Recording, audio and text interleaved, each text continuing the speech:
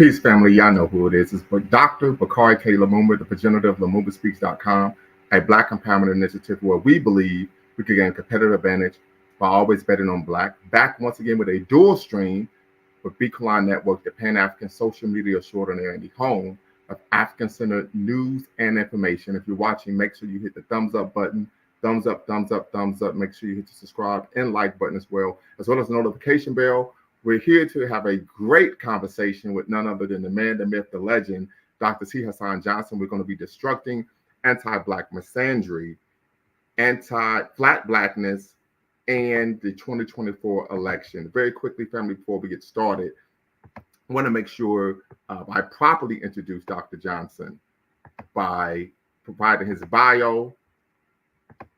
And it is as follows. Dr. T Hasan Johnson is a full professor in Africana Studies at California State University, Fresno. He earned his doctorate at Claremont Graduate University, his master's at Temple University, and his bachelor's at California State University, Dominguez Hills. He has founded numerous federal state programs, including Africana Studies, online teleconference on Black Male Studies, the Onyx Black Male Film Festival, the Black Popular Cultural Lecture Series, and online research archive, the Onyx Black Male Collective, the annual Ash Sankofa Black Film Festival, the annual Africana Studies Black Gender Conference, the Africana Studies Black Elder Project, the Hip Hop Research and Interview Project, the Black Male Studies blog at www.newblackmasculinities.wordpress.com, and the Online Institute for Black Male Studies. Finally, in 2019, he created the Onyx Report on YouTube and Inner Light Radio. Dr. Johnson was also part of the founding team for the African American Edge Initiative in the development of both the annual Harambe Retreat and the Office of Black Student Success at California State University, Fresno. As a graduate student, Dr. Johnson was awarded the prestigious Ford Dissertation Diversity Fellowship in 2006. In 2013, he was conferred both the Provost Award for Promising New Faculty and the inaugural Fresno State Talks Lecture Series Award in 2013, while receiving a Cost Teaching Award the following year. He has made contributions to esteemed journals such as the International Journal of Africana Studies, Spectrum, a journal for Black men, and books such as Jay-Z, Essays on Hip Hop, Philosophers, King, Icons of Hip Hop, and Dropping Knowledge, Hip Hop Pedagogy in the Academy. He is the developer of the concept of Black masculinism and frequently publishes on anti-Black misandry, anti-Black male heterophobia, interracial misandry, and white supremacy. His first book, You Must Learn. We're talking about KRS-One now. A primer for the study of hip hop examines the social political histories that contribute to the development of hip hop culture and creates new theoretical frameworks for understanding its development. His current book, titled Solutions for Anti-Black Misandry, Blackness, and Black Male Death, The Black Masculinist Turn, and a New Paradigm for Studying Black Males, focuses on creating new paradigm for studying Black males that challenges widely accepted stereotypes regarding Black males with contemporary data and new conceptual theory, while also providing solutions for structural anti-Black misandry. Please put a virtual hand together for your favorite professor's favorite professor and your favorite scholar's favorite scholar, none other than Dr. T Hasan Johnson. Dr. Johnson, how are you doing today? I'm well, man. Thank you. Thank you for having me, and thank you for that introduction. No problem. No problem. No problem. So tell us a little bit about yourself. What inspires your work, and why is there a need for Black male studies? Well, sometimes you kind of trip into your work. You know what I mean? Okay. Just like when you were pointing out, some of my early work was on hip hop. When I was hired at Fresno State, I was hired to teach hip hop. That was one of the areas I was initially in. But what I really ended up finding out on the back end was that the real reason I was in hip hop was to study Black men and Black males, I should say, boys and men. I didn't know that at the time. You know what I mean? So I'm just teaching hip hop and I enjoy it. But I found that the more I got into it, what I was drawn to was this Black male experience more so than hip hop itself. And so as I started to kind of go into that, I kind of focused more on that. So, when you finish your doctorate, you kind of think what you kind of want to do. But at least in my experience, it took another 5 or 6 years after the doctorate of just teaching and working and really pushing myself to find out what I'm interested in before you really figure that out. And then you have experiences that kind of back that up. So having some Black male students go through a few things on my campus really helped me kind of highlight what it is I was drawn to do, what I was here to do, and what I was most interested in. Because as you know, these brothers go through it. You know, Absolutely. in our own way, and I'm watching the younger generation go through it, which, by the way, is why I chose to be at a Fresno State, because those are the kinds of schools I went to. As you pointed out, I went to Cal State Dominguez Hills. So I wanted to go to a state university because I was looking for students like myself that really had a hard time finding support, finding mentorship, so on and so forth. So I wanted to be able to provide what was provided to me, but was still hard to find. You know what I mean? I didn't have a black male teacher until my second year of college, Right. as far as my entire life. So that's one of the reasons I came to Fresno State. And I sought out black male students and saw the things that they were dealing with. And it just really kind of let me know that's where I wanted to go. As far as black male studies, I think people assume, and this is something I've heard in Africana studies for years before I even got into black male studies formally. But this kind of idea that we know all there is to know about black males. Mm-hmm. Talk about incarceration. We might talk about the crack era. That's enough. We know enough. We know the black male experience. That's the assumption people make. And it's not really until we delve in and find out that we're just skimming the surface of the black male experience. So that's one of the reasons that I'm an advocate for black male studies, because even though within Africana studies, the assumption is that this work has been done, black males have been studied enough, move out the way. Now we need to focus on others. I really find that, those the study that what people think they know about black males is just surface. So. Understood. Very good. So a lot of your work, you talk about the intersection of race, gender, and public policy. Why is policy important? Right. Typically, when we have these conversations, people think of the manosphere, but you don't think of policy intersecting or even being centered to the conversation regarding issues black men face. Well, policy is huge, man. I mean, policy is one of the major factors that shapes behavior, among other things. But the area I tend to look at is how it shapes behavior across generations over time. Okay. You know what I mean? So if you have policy backing certain kinds of things, if you have resources going to certain types of things, and then, of course, a lack of policy in other areas, a lack of resources in other areas, you tend to find that people's behavior shifts dramatically. And this is one of the reasons that on the Onyx Report, in the last 4 years, we created a black male political agenda that is up. It is free. It is freely accessible. You Google it. It's on my blog, newblackmasculinities.wordpress.com. And it's a pinned article up there. And it's a living document, so people can add to it at any time. If you have any policy idea that will improve the life of black males across age, across class, across occupation, so on and so forth, propose it. All I need is 3 to 5 sentences and a few data links to back it up, and we'll go from there. But right now we're at 18 points on that agenda. Some of those have many sub points. And the idea behind it is to frame what kind of policies would improve the quality of life for black males. So that said, that's what we're pushing to do. The agenda is now available in a PDF form you can download right there on that website as well. And we're sharing it because when people ask black males, what it is you want, especially every presidential run, much of the time, black men are still talking about the community. We don't really talk about ourselves and our needs. We talk about what's best for community. But when you listen to other demographics, where there's black LGBT or black women, they can speak very specifically about their particular needs. Most black males generically speak on behalf of the community because we've never been taught to reflect on our needs separate from any other demographic. And I've even had brothers tell me we don't have any needs separate from any other demographic. And I always challenge them. I say, okay, take the very first point on the black male political agenda and have a conversation with the women in your family and see how far that go. Right. You will find out very quickly how severely some of our political needs and worldview differ from other demographics in our own community. And we need to be able to articulate those needs for our own, benefit.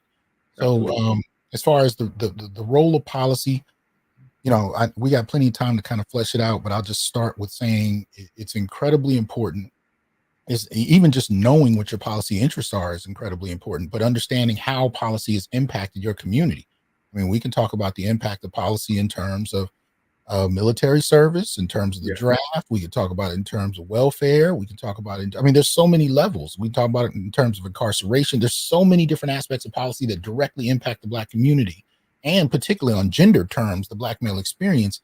that we need to tease that out. So it goes beyond dating preferences, it goes beyond social issues, it goes beyond even, I mean, economic needs are in there as well, but we really have to incorporate policy into our discussions because they play a huge role in what goes on. I mean, I remember when Biden, before he was elected, a lot of people didn't want to talk about the role he played in policy in terms of incarceration in the early 90s.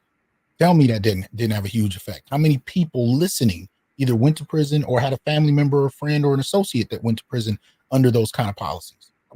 And how does that affect things years later?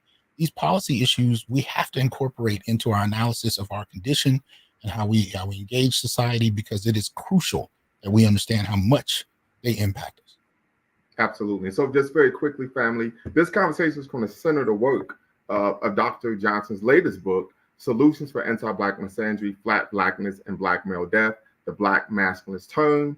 I will put the link to, of course, this book in the chat if you all are interested in, of course, purchasing, of course, his latest book. I have the book here. I've read it. It's a great read. As I told him, he was in his bag. Okay, so I would argue you definitely want to check out his latest book, right? And so we're going to get into that. So let's dig a little deeper. The Black gynocracy and the weaponization of the Black family against Black men.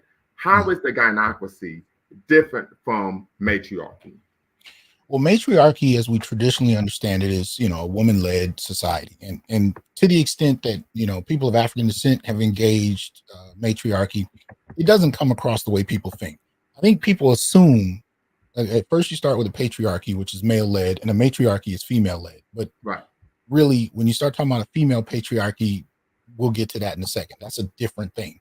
Matriarchy generally doesn't function the way people assume. It is women-led, and especially in terms of the family, but they often use men in terms of the actual hands-on leadership, despite that the women had say and influence over those men, depending on what particular West African culture or whatnot you want to talk about.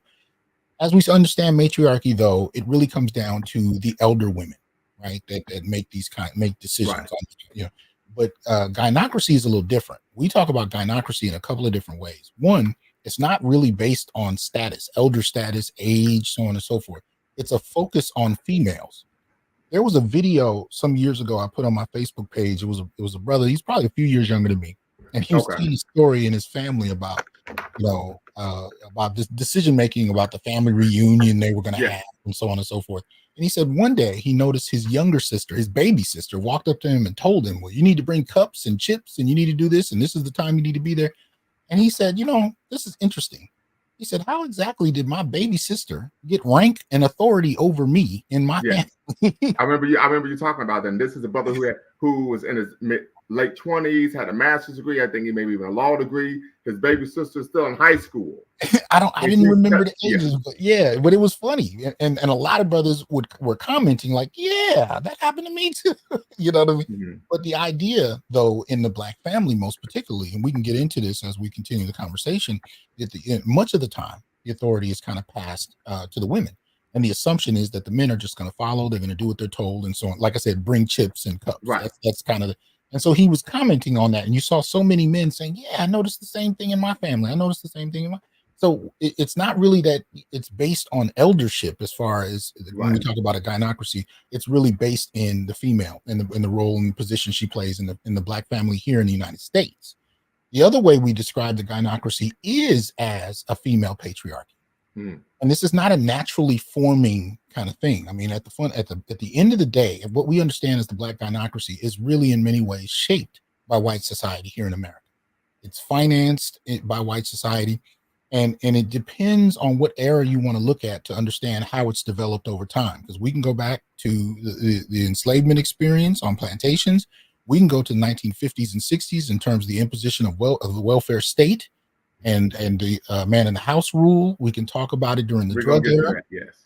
There's so many different, so this is something that snowballs and develops over time, but we've reached a point where you actually are at a point where you have grandmother to mother to daughter to granddaughter in terms of certain ideas about female leadership in the family, about access to consistent employment, right? And the impact that has on decision making and family formation, so on and so forth. So there's a material, policy influenced status that Black women have that offer them a degree more stability than Black men in society, that has helped to buoy along their kind of position in the family. And this is backed by other issues that compound the problem.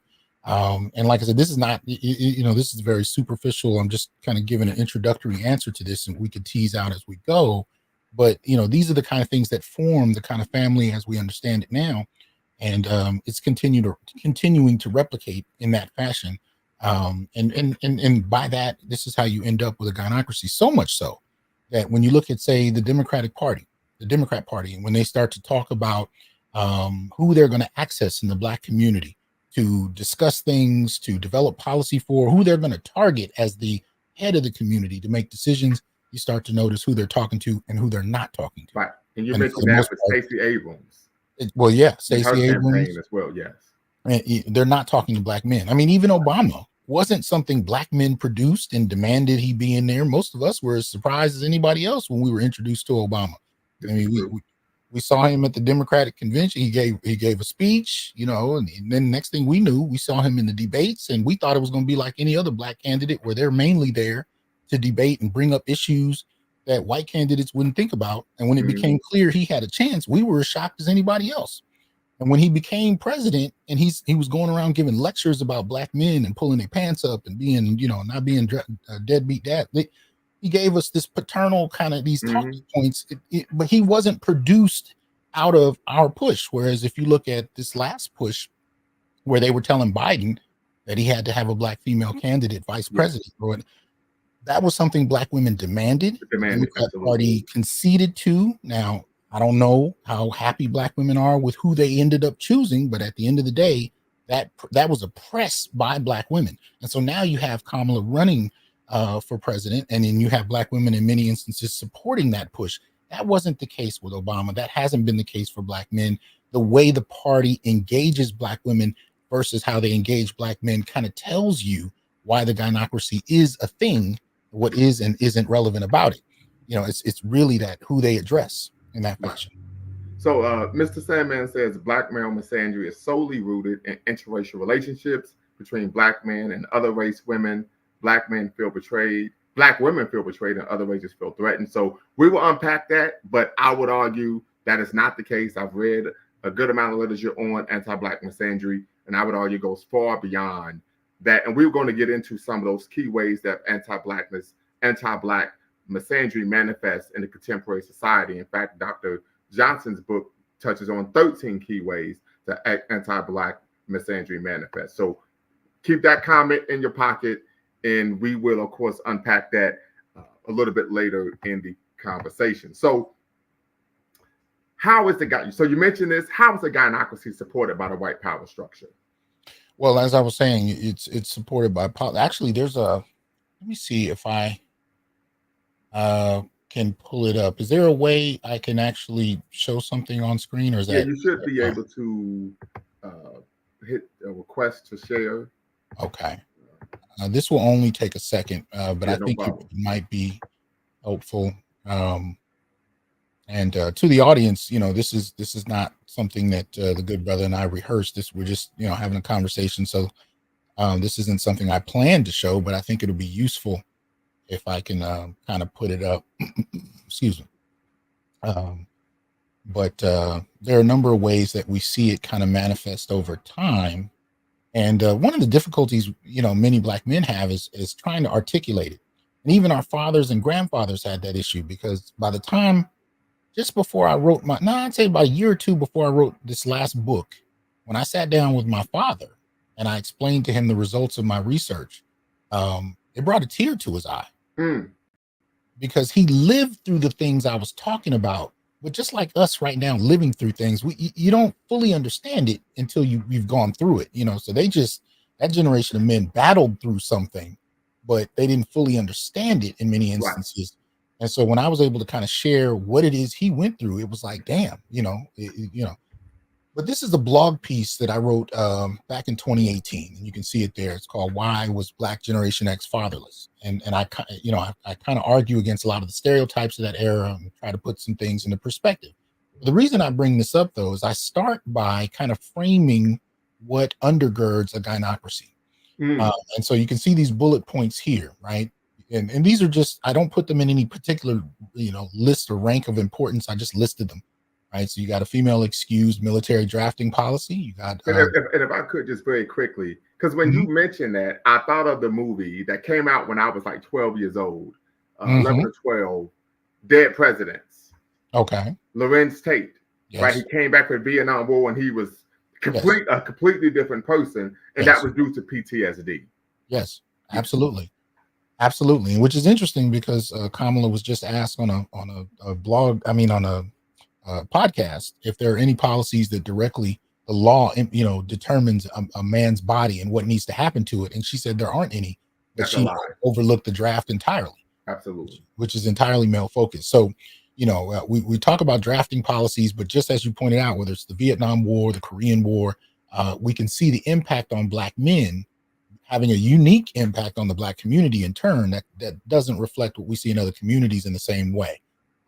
So, the impact of drafting policies on Black men is something that kind of allows, in certain instances, historically speaking, women to position themselves differently because they didn't have to go to war. They didn't come back with PTSD, so on and so forth.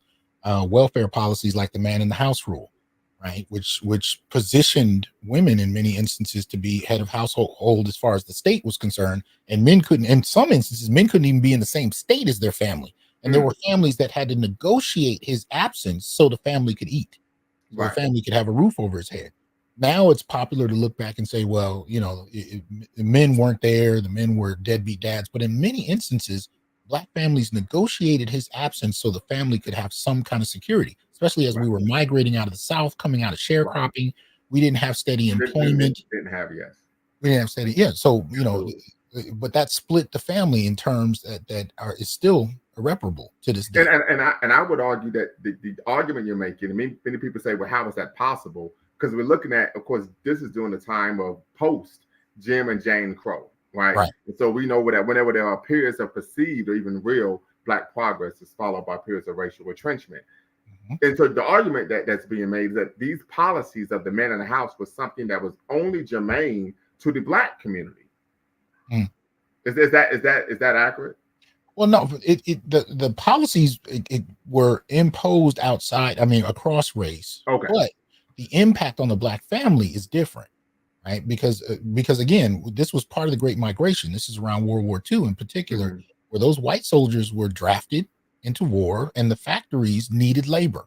So there were Black men that were allowed to serve, and that was a whole battle unto itself. Yes, it was. The Black men that were still here, they had finally had access to factory jobs, and that goes for Black women and white women too. This is really what spawns white feminism in the mid 20th century. Is you had white women getting a paycheck. For the first time, working in a factory during World War II. And many argue that because that's the same generation of women to some extent that really led the feminist movement in the late 60s. They and their daughters, but they finally got a paycheck, and then they had to get out of those factory jobs and go back into the home as far as middle class whites, to the extent we could use that term. So that said, labor played an interesting role right around World War II. But for the Black community, once that labor went back to white soldiers, many of us didn't want to go back down south. We didn't want to go back to sharecropping. So we stayed in the cities that we had migrated to, but much of the time we didn't have employment. So this is where you get the advent of the ghetto in many of these cities, and they just kind of pushed us into the most undesirable parts of the city. Sometimes they even built significant structures to house us in large numbers. And this is where you get the advent of the ghetto. Now, during this time, you had Black women that could still get jobs as domestics. They could still find employment. Right. They even went to, even going to college on a particular level. Black men, that was much more difficult. And then by the time you get to the late 70s, you have deindustrialization, where these factory jobs, the extent to which we could still work them, were going overseas. So you have this mass of Black men in urban cities that are critically unemployed. You know what I mean? And so think about the impact of the family. First, you're told you can't be present if your family's on welfare.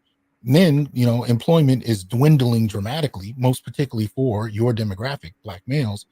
And now think about the family, right? So the father's gone, the daughter's seeing the mother in a decision making position, and this is what she grows up seeing. So what does she pass down?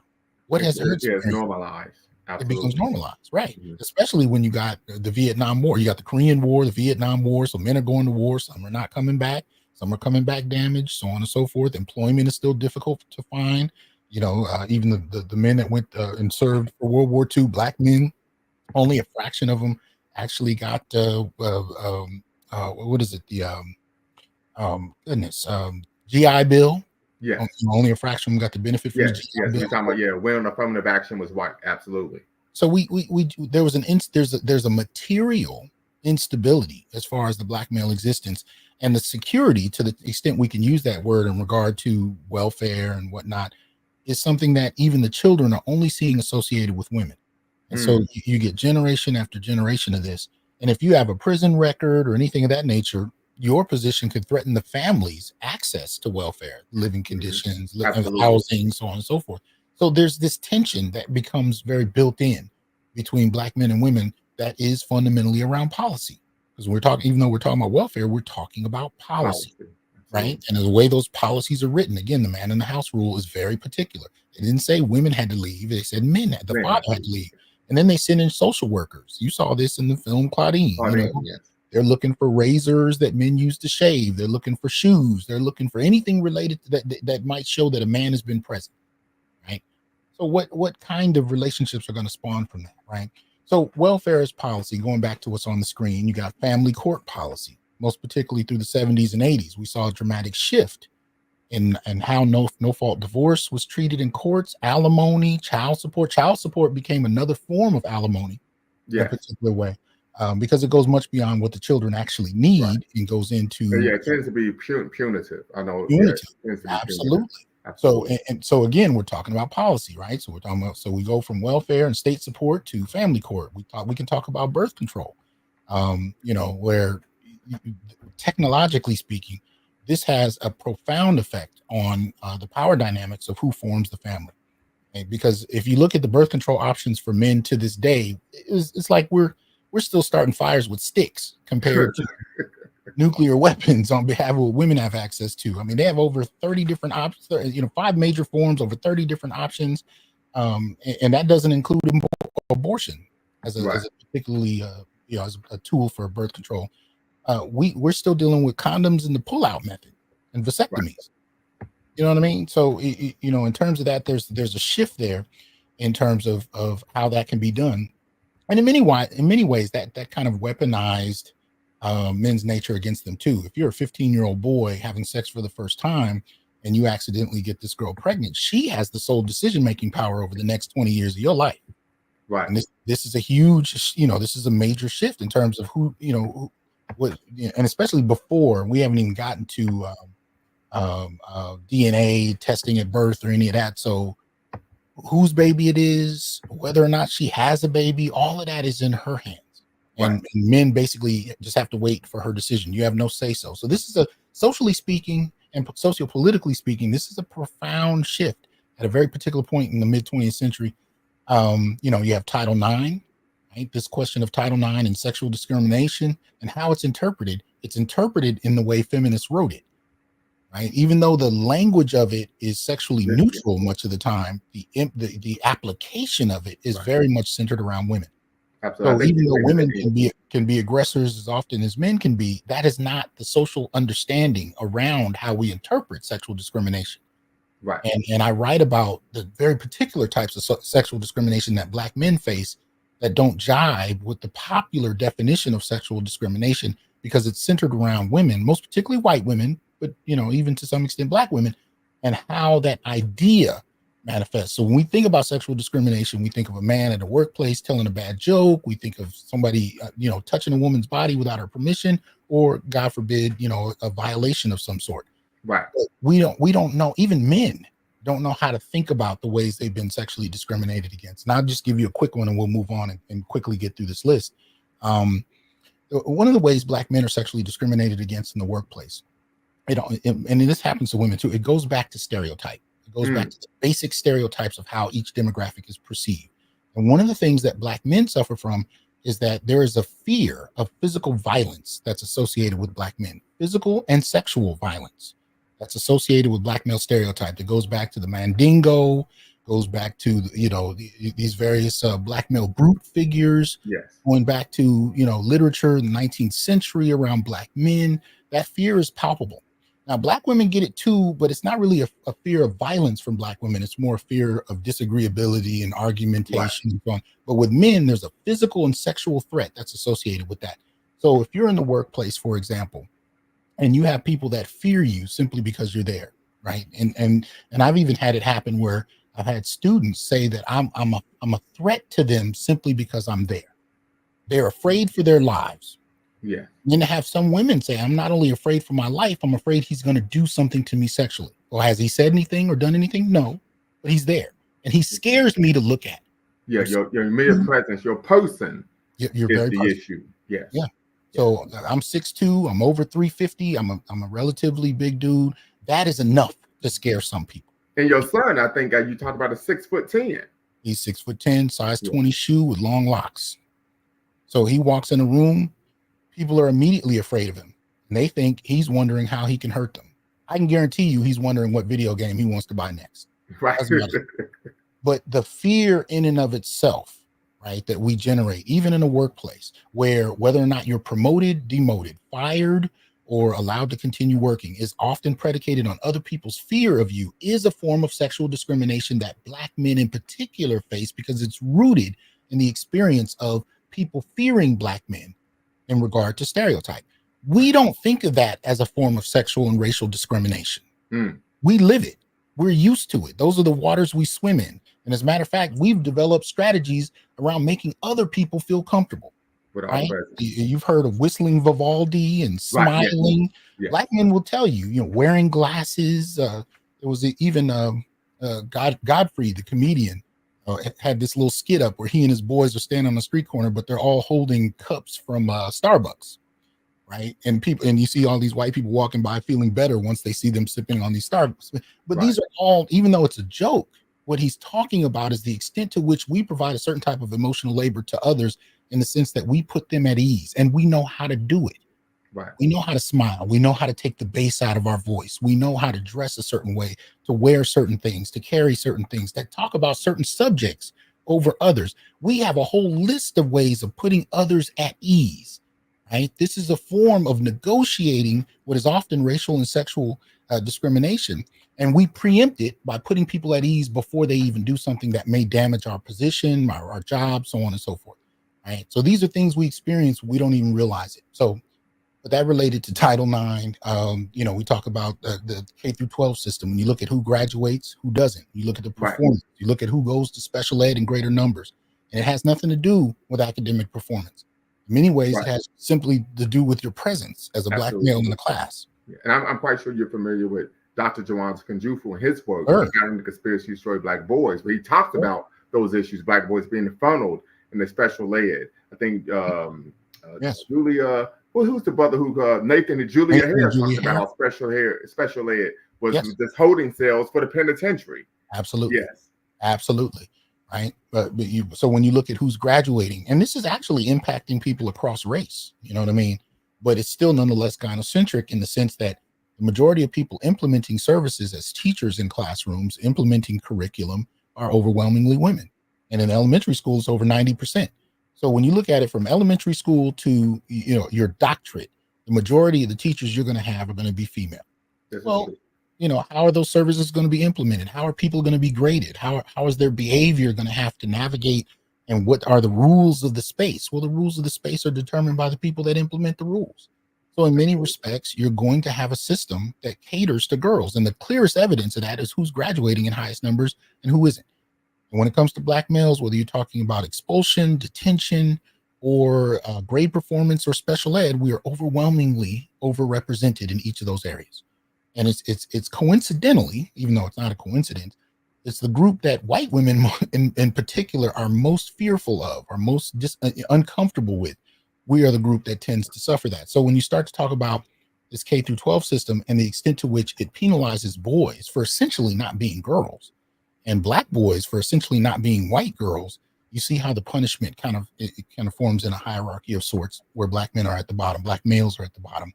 I talk about need-based financial aid, and if you've actually, done any kind of prison time, not having access to something like the Pell Grants, and of course programs removed from prisons where you used to be able to get degrees, which makes it that much more difficult for men trying to navigate out of incarceration back into society, because now they can't get degrees in the same kind of way. The impact of that and the financial means to even go to school. I talk about affirmative action hiring, which is something in the 80s, which was a lot more, prevalent in the discussion, where black women had double minority status. So the first thing, though, is that this whole question of affirmative action at one point was targeted toward black males, right, because of our status and our lowly status, our inaccessibility to resources and employment. And white women took over that discussion. They became the preeminent group demographic.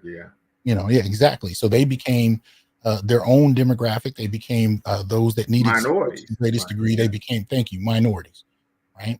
And from there, they were able to push that and really take advantage of something that wasn't technically designed for them, but they got the greatest amount out of. But absolutely, it also went in line with white women as feminists offering black women an opportunity to advance policy-wise by forming a kind of a unit of sorts, this kind of sisterhood idea. And when it came to this question of affirmative action, even though white women are the primary beneficiaries, black women had a double minority status as women and black that corporations and even government could take advantage of. Black men did not enjoy such a position. And we're seeing something similar now with DEI, where DEI practices are overwhelmingly, when you talk about the people who implement these within corporations and whatnot, they tend to be white women first and foremost.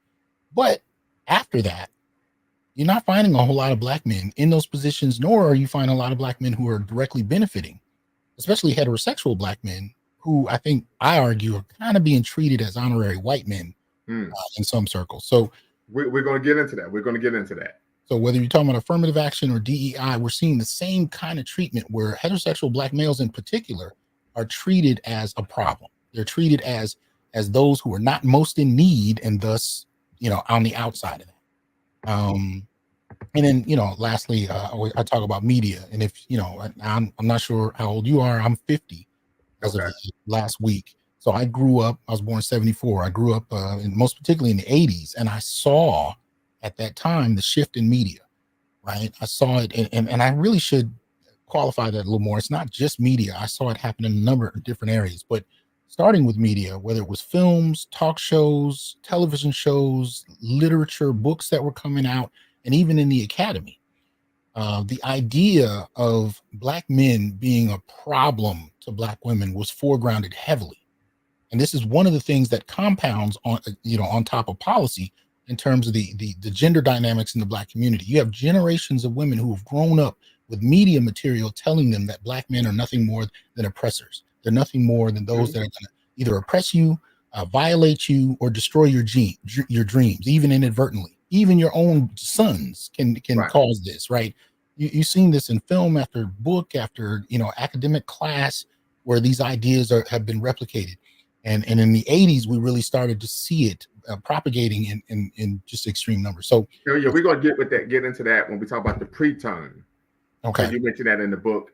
Some would even argue we've even seen it even in a more nuanced form towards responsible, successful black men. Particularly when we talk about who's the filmmaker? He always dresses up as a woman. Oh, Tyler Perry. I mean, in his movies, some of the tropes are this the dark-skinned, responsible, educated brother who has a white-collar job and is extremely successful is going to what? Shit on you, right? But the brother who's lowly, right? He's the one who's going to act. I mean, there was another movie I saw. This was around the holidays, and it had to do with this brother who was engaged to a sister.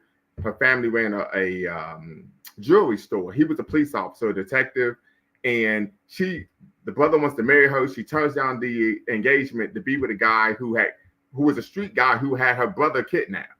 Oh wow! Right? I was like, this is nothing but propaganda. Well, and we've seen that, and I think it's best characterized by The Color Purple, right? I wouldn't say The Color Purple is the first or the last, but it's definitely one of the most popular, if not the most popular And that characterizes the kind of media programming. And I use the term programming here the way it should be used, the way it programs how we see the world. And I think with that programming, boys learned that we were inherently a problem for women and girls, and girls learned that men are a problem and can end you, and so on and so forth, to such an exaggerated degree that I think it served to, just as the beginning point of a snowball effect that had that created real problems for mate formation. But my point in bringing up all of these different bullet points is, you asked about how the gynocracy is supported by white society, how it comes about. Well, this is how. It's not just the opinions passed from grandmother to mother to daughter to granddaughter.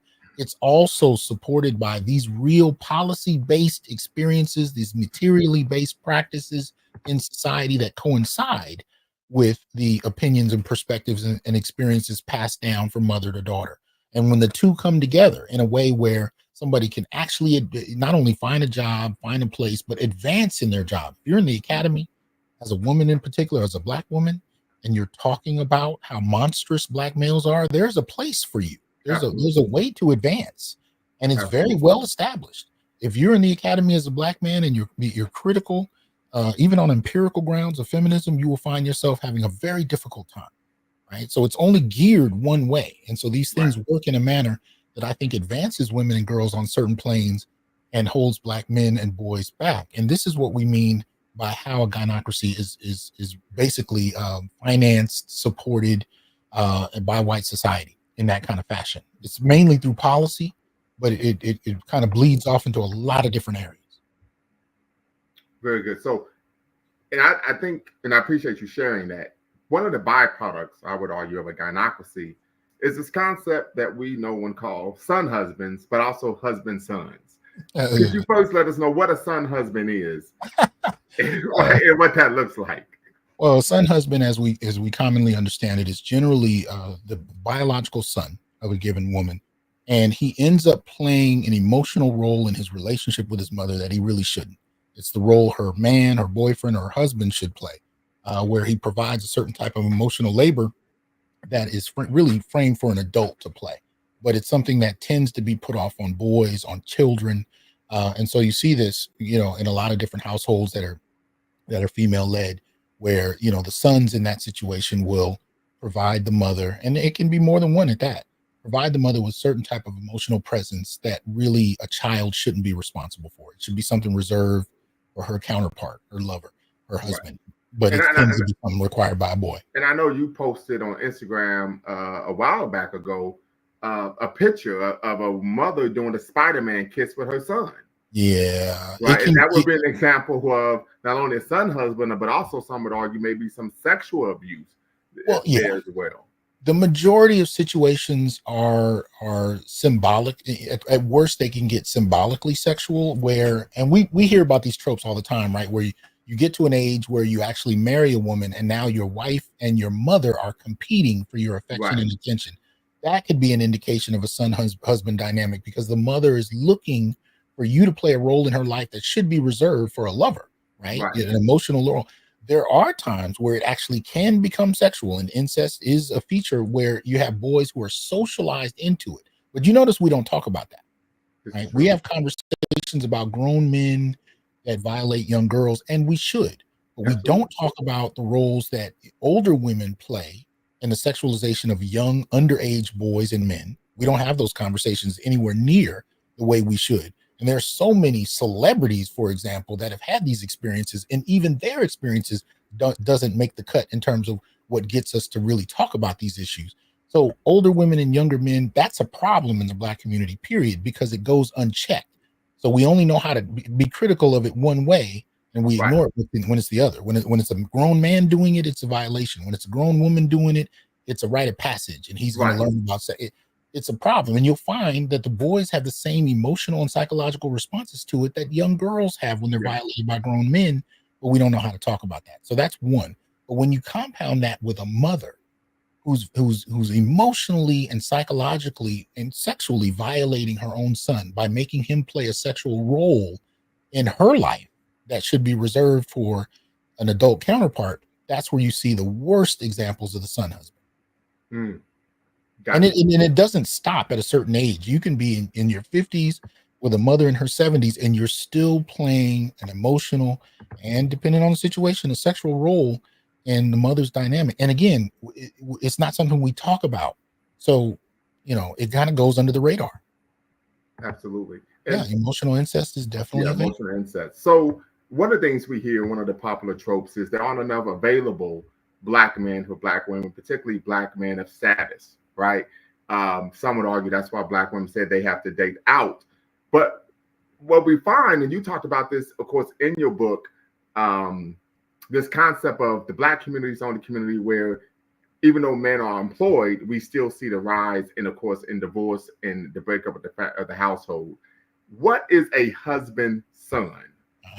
The husband son. It's so interesting how that my first introduction to it happened, and this goes back to this whole question of Black men framing their own terminology. Nothing I'm talking about is something that most Black men haven't seen in one way, shape, or form. But we haven't necessarily, always given things a language. We just saw it, and we just keep it moving. It's something. So when you develop a term for it, once you introduce it, what I find most of the time with Black men is the response is, oh, not because it's something new, but because it's something we all grew up with. We just never named it. With the husband-son dynamic, the way that started, it started with a gentleman who's a neighbor of mine, whose wife was divorcing him. And he was telling me about her and her friends. They were all six-figure earning women. And they were, instead of the typical trope of them complaining about not having men they dated, they were all married. But they were all married to brothers who were ex-cons, brothers who were unemployed, brothers who went from couch to couch and had been doing so since high school. And usually they were younger than the women in question. So here you had 30 to 35-year-old six-figure earning Black women who were dating men 10 years younger than them, who didn't have jobs, who may have been in and out of prison at one point in time. And so what they were doing was marrying men that they found sexually attractive, but also men who were dependent on them. So they were in control. They had control of the relationship. And one argument can send him out the house where he had nowhere to go. Right. You know what I mean? So in essence, he became the child caretaker. He became the homebody. He essentially became the wife, as we look at it in the traditional nuclear family setup. But the problem that came with that is these women were also very frustrated and unhappy at the same time, which was contradictory, to think about. So these men, this brother who had approached me about this issue, he was asking why his wife and her friends were so unhappy and frustrated, because actually his wife left him for one of these kind of men, apparently. And so he was saying he didn't understand why they were so unhappy when they were in control of their relationships. And, and so he started telling me about the men, and he was saying the men had to ask for an allowance to go to the bar or to go hang out once a week. And then they had to ask for permission. So there was this clear power dynamic, and it goes back to what I said earlier about the gynocracy being a female patriarchy, but it's this kind of dynamic where you see some women choosing men that they know they have a position over. One, because they're consistently employed, more so than the men that they're more so than Black men in general, but more so than the men they seek out. And they know these men aren't going to be able to move through society independent of them in the same kind of way. So it wasn't that they didn't have any other choice. They were actively looking for Black men who had these experiences, who were coming out of prison, who didn't have consistent employment. And one of the other things they often wanted was, of course, to be mothers. They wanted to have children, and this was an easier way to go about that. If you remember, just about I think it was about a year ago, there were articles coming out about how little Black male sperm there was in sperm banks, and how women were having trouble, Black women in particular, especially LGBT women who were looking for ways to reproduce, but they couldn't. Well, this is one of the ways that women who tend to have husband sons can kind of sidestep that whole issue. They find men who need them, men who are stereotypically machismo in a certain respect, but in another are wholly dependent on them. Right? And so sperm is not really a problem. Reproduction is not really a problem. Those women will even marry those men. But what tends to happen is the divorce rate is what it is, right? We know that, the first marriage, it's over 50% divorce rate, 70 to 80% of those divorces are initiated by women. That doesn't change even for women married to husband sons. So they still divorce these men. And then these men had to find ways to pay child support on top of that. So she's making six figures. She's gotten the kids that she wanted out of the dynamic. She's decided to divorce him. He now has to find some way to contribute to pay some kind of child support. He's not in a position to take the kids with him because he has no consistent employment. This husband-son dynamic is a way that women can be in control. And whether or not it brings them emotional satisfaction is a whole other issue, because many of us are still been socialized in a system where the ideal standard is for a man to be provider. When it comes to high-earning women, it's interesting. They don't want to be providers necessarily. Ideally, they want men that make more than them. Excuse me, I think I hit the mic. They want men that make more than them, even though their money is their money and the man's money is the family's Our money. money, right? We've heard that before. Works. But when they don't get that and they choose to have a husband son, well, he's not expected to provide. But when we get past the divorce part, he's expected to make child support payments, and she is in control of the family from there. So this is the dynamic. Even access to the child. Absolutely. Right. And if she denies access, you have to get it. Oftentimes you're going to need a lawyer to file the motion for you, and that's more money. Mm-hmm. Absolutely. Yeah. And if you're still not consistently employed, how are you going to do all that? Absolutely. Subordinate male hypothesis, intersectionality, and the promotion demotion thesis. So as we talked offline, I read your book. I mean, it's marked up like the subway in Harlem, brother. I mean, I got highlights and bullet points and underlined here and there. You make the argument that intersectionality, of course, we're talking about the brilliant work of Kimberly Crenshaw. She's from the great state of Ohio. Shout out to Canton, Ohio. Argues that Black women face a double minority status, right? They're not only Black, but they're also female. But they argue that as it was, Black men had privilege based on the fact that we were male. Of course, you've debunked that concept or idea, that belief. And so now you're making this argument regarding integrating subordinate male hypothesis in the promotion demotion thesis.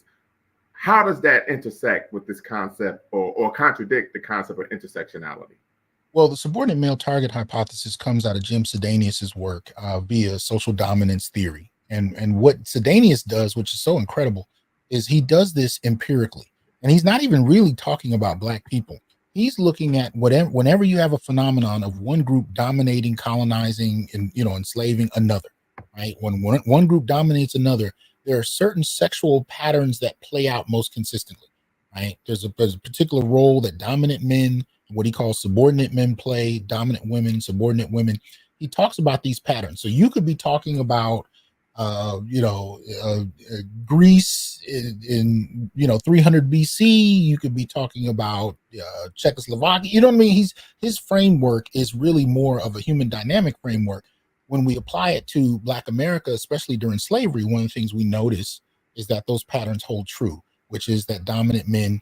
There's a lot of different aspects to how it plays out, but at the end of the day, there is an ongoing war between dominant men and subordinate men that continues even after the initial kind of warfare situation that establishes the relationships in a given society.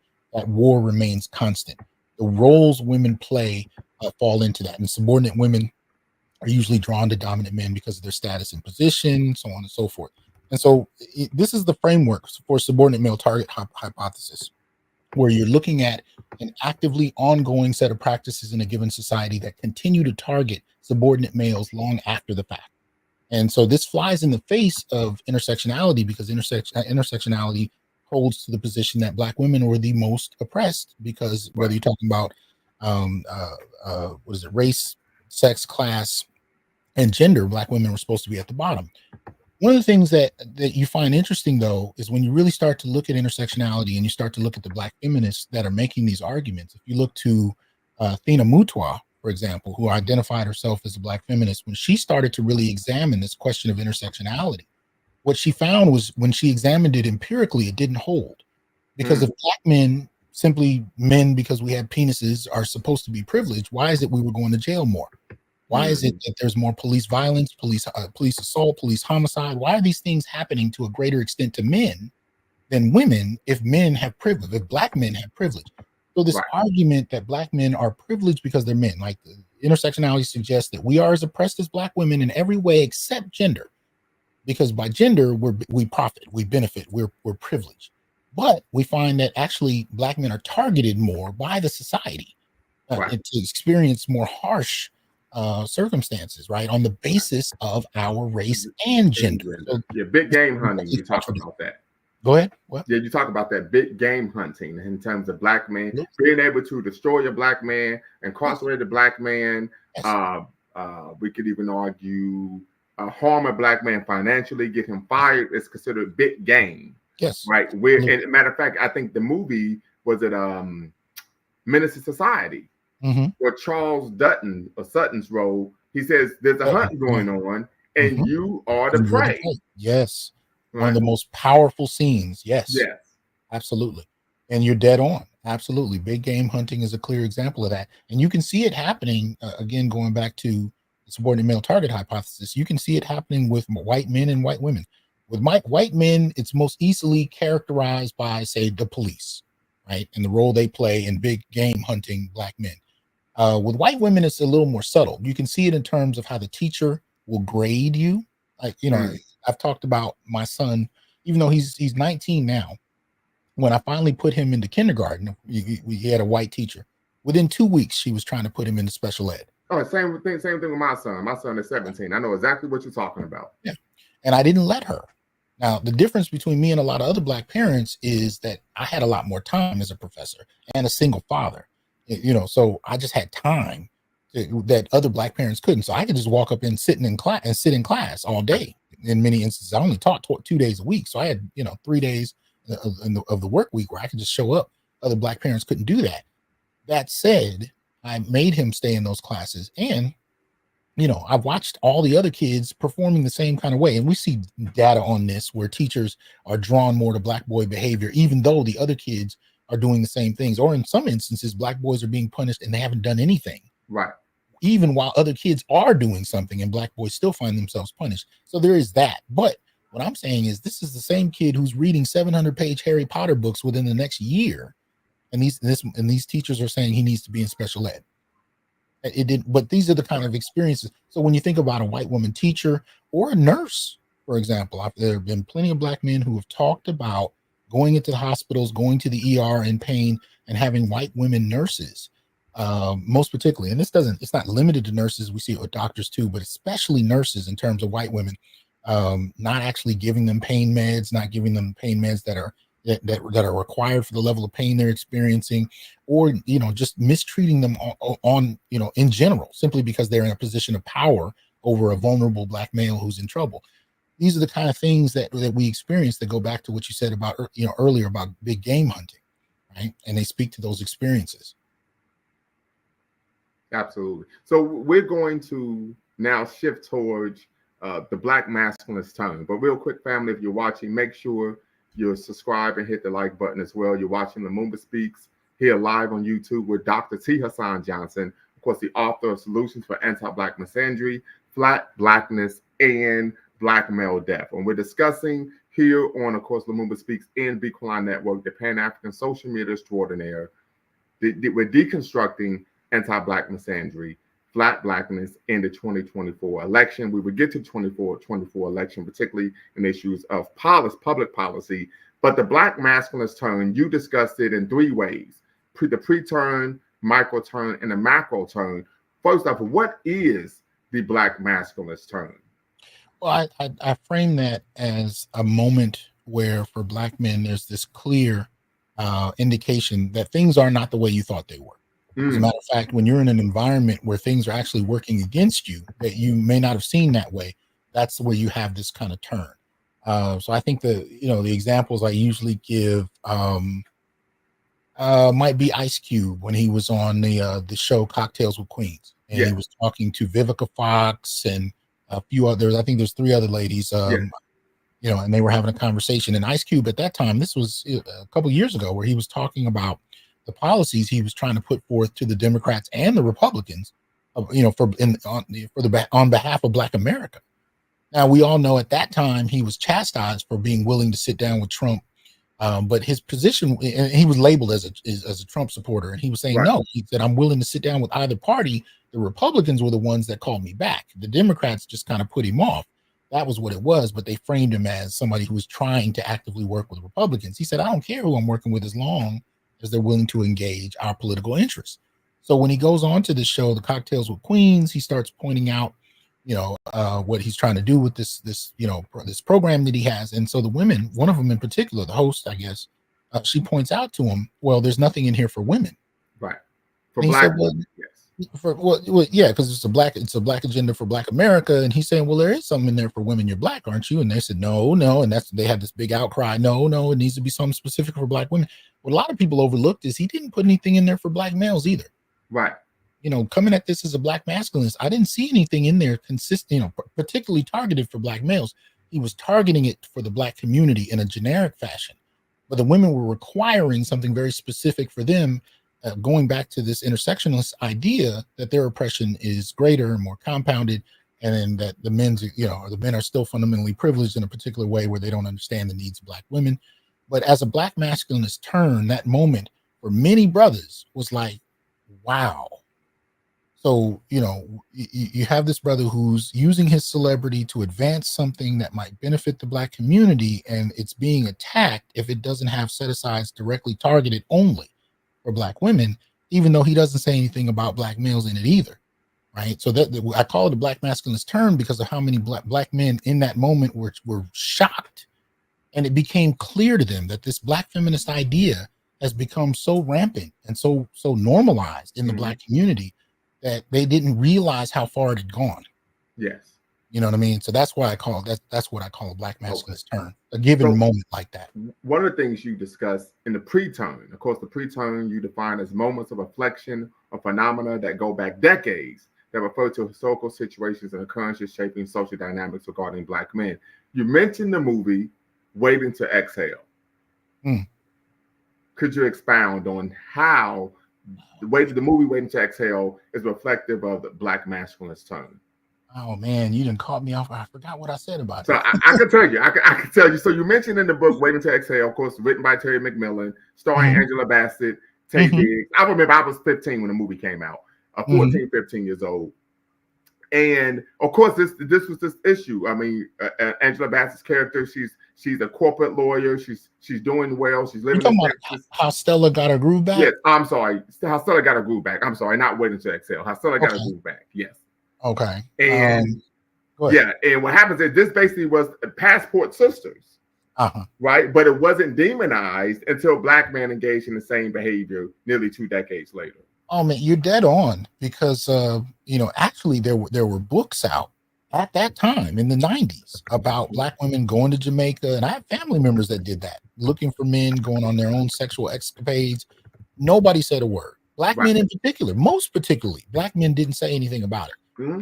Terry McMillan herself, who wrote How Stella Got Her Groove Back, engaged in it, right? She came back, brought a young man back from Jamaica that she married. Turns out the brother ended up, being gay. Yes. That became a whole issue unto itself. And there's some embarrassing interviews. Yeah, it was on Oprah. There was some embarrassing interviews where, there's a little TMI brought forward. But at the end of the day, what her and others like her were arguing at that time was that Black men here were trifling. First of all, there weren't enough of us that fit the status that they were looking for. But fundamentally, Black men here are flawed. So go find them in other countries.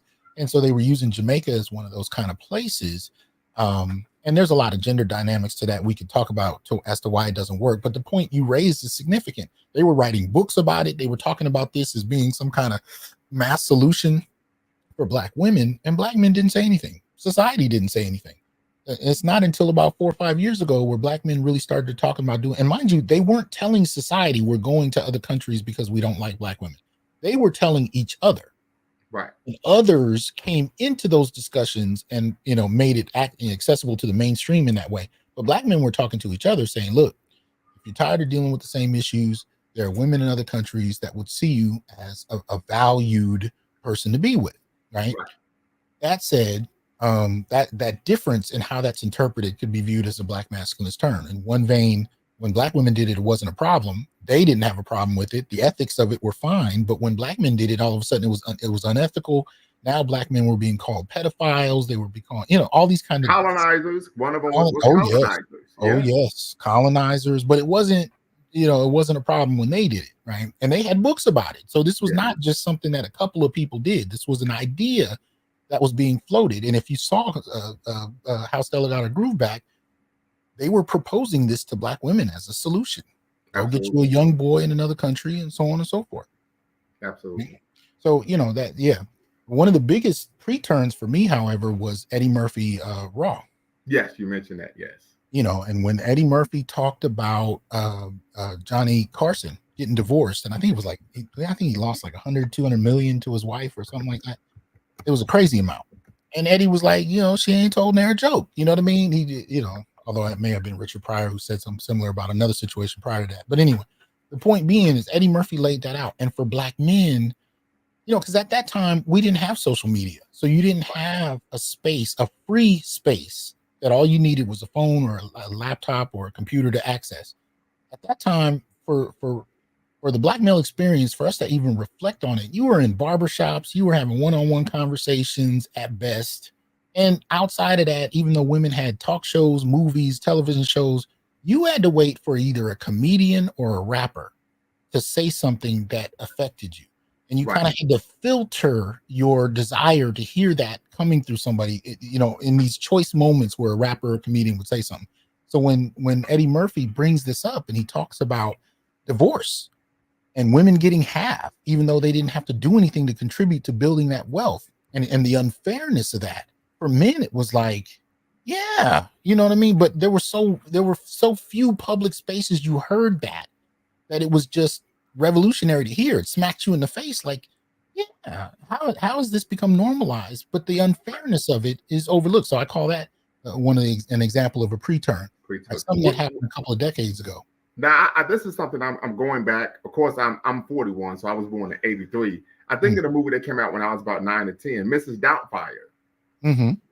Well, of course, this wasn't about Black men, but the woman wants a divorce. He has to leave the home, and she denies him access to his children using the court, weaponizing the court, right? Based on the fact that he was an actor, he didn't have consistent employment. Richard Gere is the boyfriend. Now he has access to the children.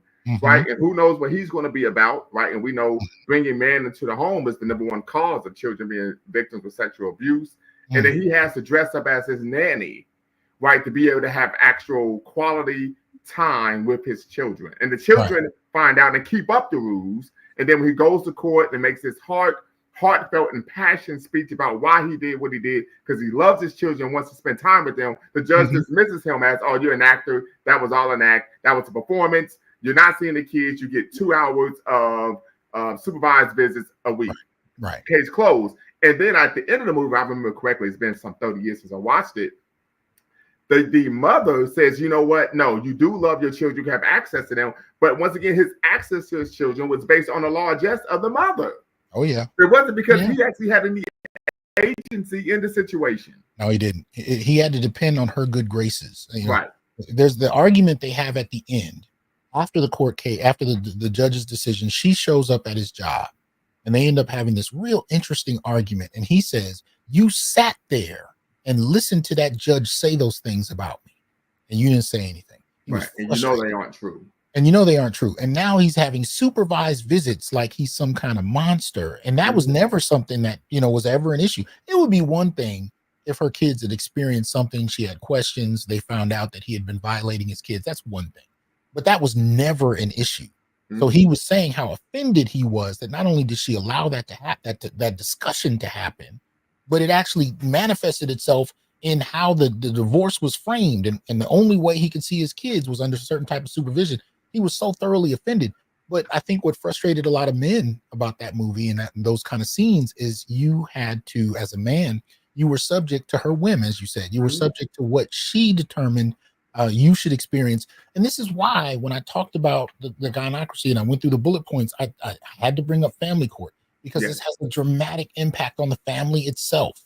And it's become so normalized that I grew up in a family full of women. I remember hearing grandmother age women, aunties, grandmothers, mothers talking to young girls about what they can do when they get married to their husbands if they are dissatisfied with him, upset with him. These are the repercussions that she can lay at his feet. And I remember thinking, this is strange, but I didn't have a frame of reference to deal with it as a young boy. So I'm just listening, but I'm watching this intergenerational exchange of how you can use the state on your behalf to control and influence his behavior And nobody found that to be a problem whatsoever. Right. Now, men didn't like it, but half the time, if it had happened to your father, you don't get to see him and talk about it anyway. Right. Right. And by the time you do, you see things from the vantage point of your mother because that's who you're socialized with. Right. But the Absolutely. dynamics of that, again, policy-based, state-supported, influences how women of each generation are interacting with the state on their own behalf, on their whim, and how that adversely affects men. These issues in and of itself have a dramatic impact on Black family formation, and they still do. They still do. If anything, it's still ramping up. Absolutely.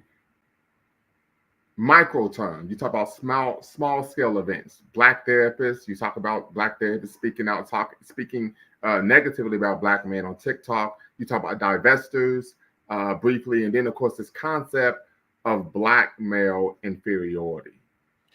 Well, when you're dealing with micro turns, yeah, you have that. That was especially a couple of years ago. You saw a lot of that on TikTok, on Twitter, where you had these Black female relationship counselors who were coming up talking about how monstrous Black men were, how completely emotionally immature Black men were.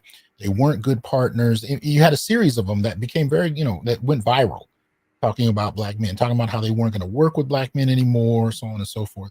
So those are definitely issues. But I'm also speaking to the situations where Black men are directly experiencing this. I remember when I was married, I'm a widower, but when I was married, there was a point where we went to a relationship counselor. And overwhelmingly, and this is happening with the field of psychology, something Richard Reeves has been talking about. The field of psychology is he said in the next 10 years will be over 90, I think 98% female, right? So most of these therapists, relationship counselors, life coaches tend to be women, right? So you and your girl, your wife, or whatever are sitting in there, and men have been talking about this for decades. I remember men talking about this in the 80s. The feeling of sitting in an interview, sitting in a counseling session where these two women and yourself are there, and inevitably the conversation comes to what you are not doing right in the relationship, what you need to do more of. And very rarely have men experienced this critique being brought to their wife. As a matter of fact, it's only in the last couple of years that I've started to see therapists and counselors coming online on social media, women therapists saying, you know what? I heard men say that women don't get critiqued. So I started to critique women in these sessions, and I was surprised to find that the women stopped coming. Yeah. The women stopped coming. They didn't want the critique. They didn't like it. It didn't make them feel good. In essence, they were coming to relationship counselors to browbeat their husbands, boyfriends into acting right. But when the criticism came to them, they didn't want to come anymore. Yes. Right. And so you have these experiences going on where the field in and of itself, when it comes to both psychology and then therapy and counseling, and especially relationship counseling, all these sub areas, is heavily influenced by this kind of gynocentrism. It's centered in women's experiences, and it prioritizes their feelings and worldviews in ways that men are just supposed to take. And if you draw criticism about it, you're a misogynist, you're a sexist, so on and so forth.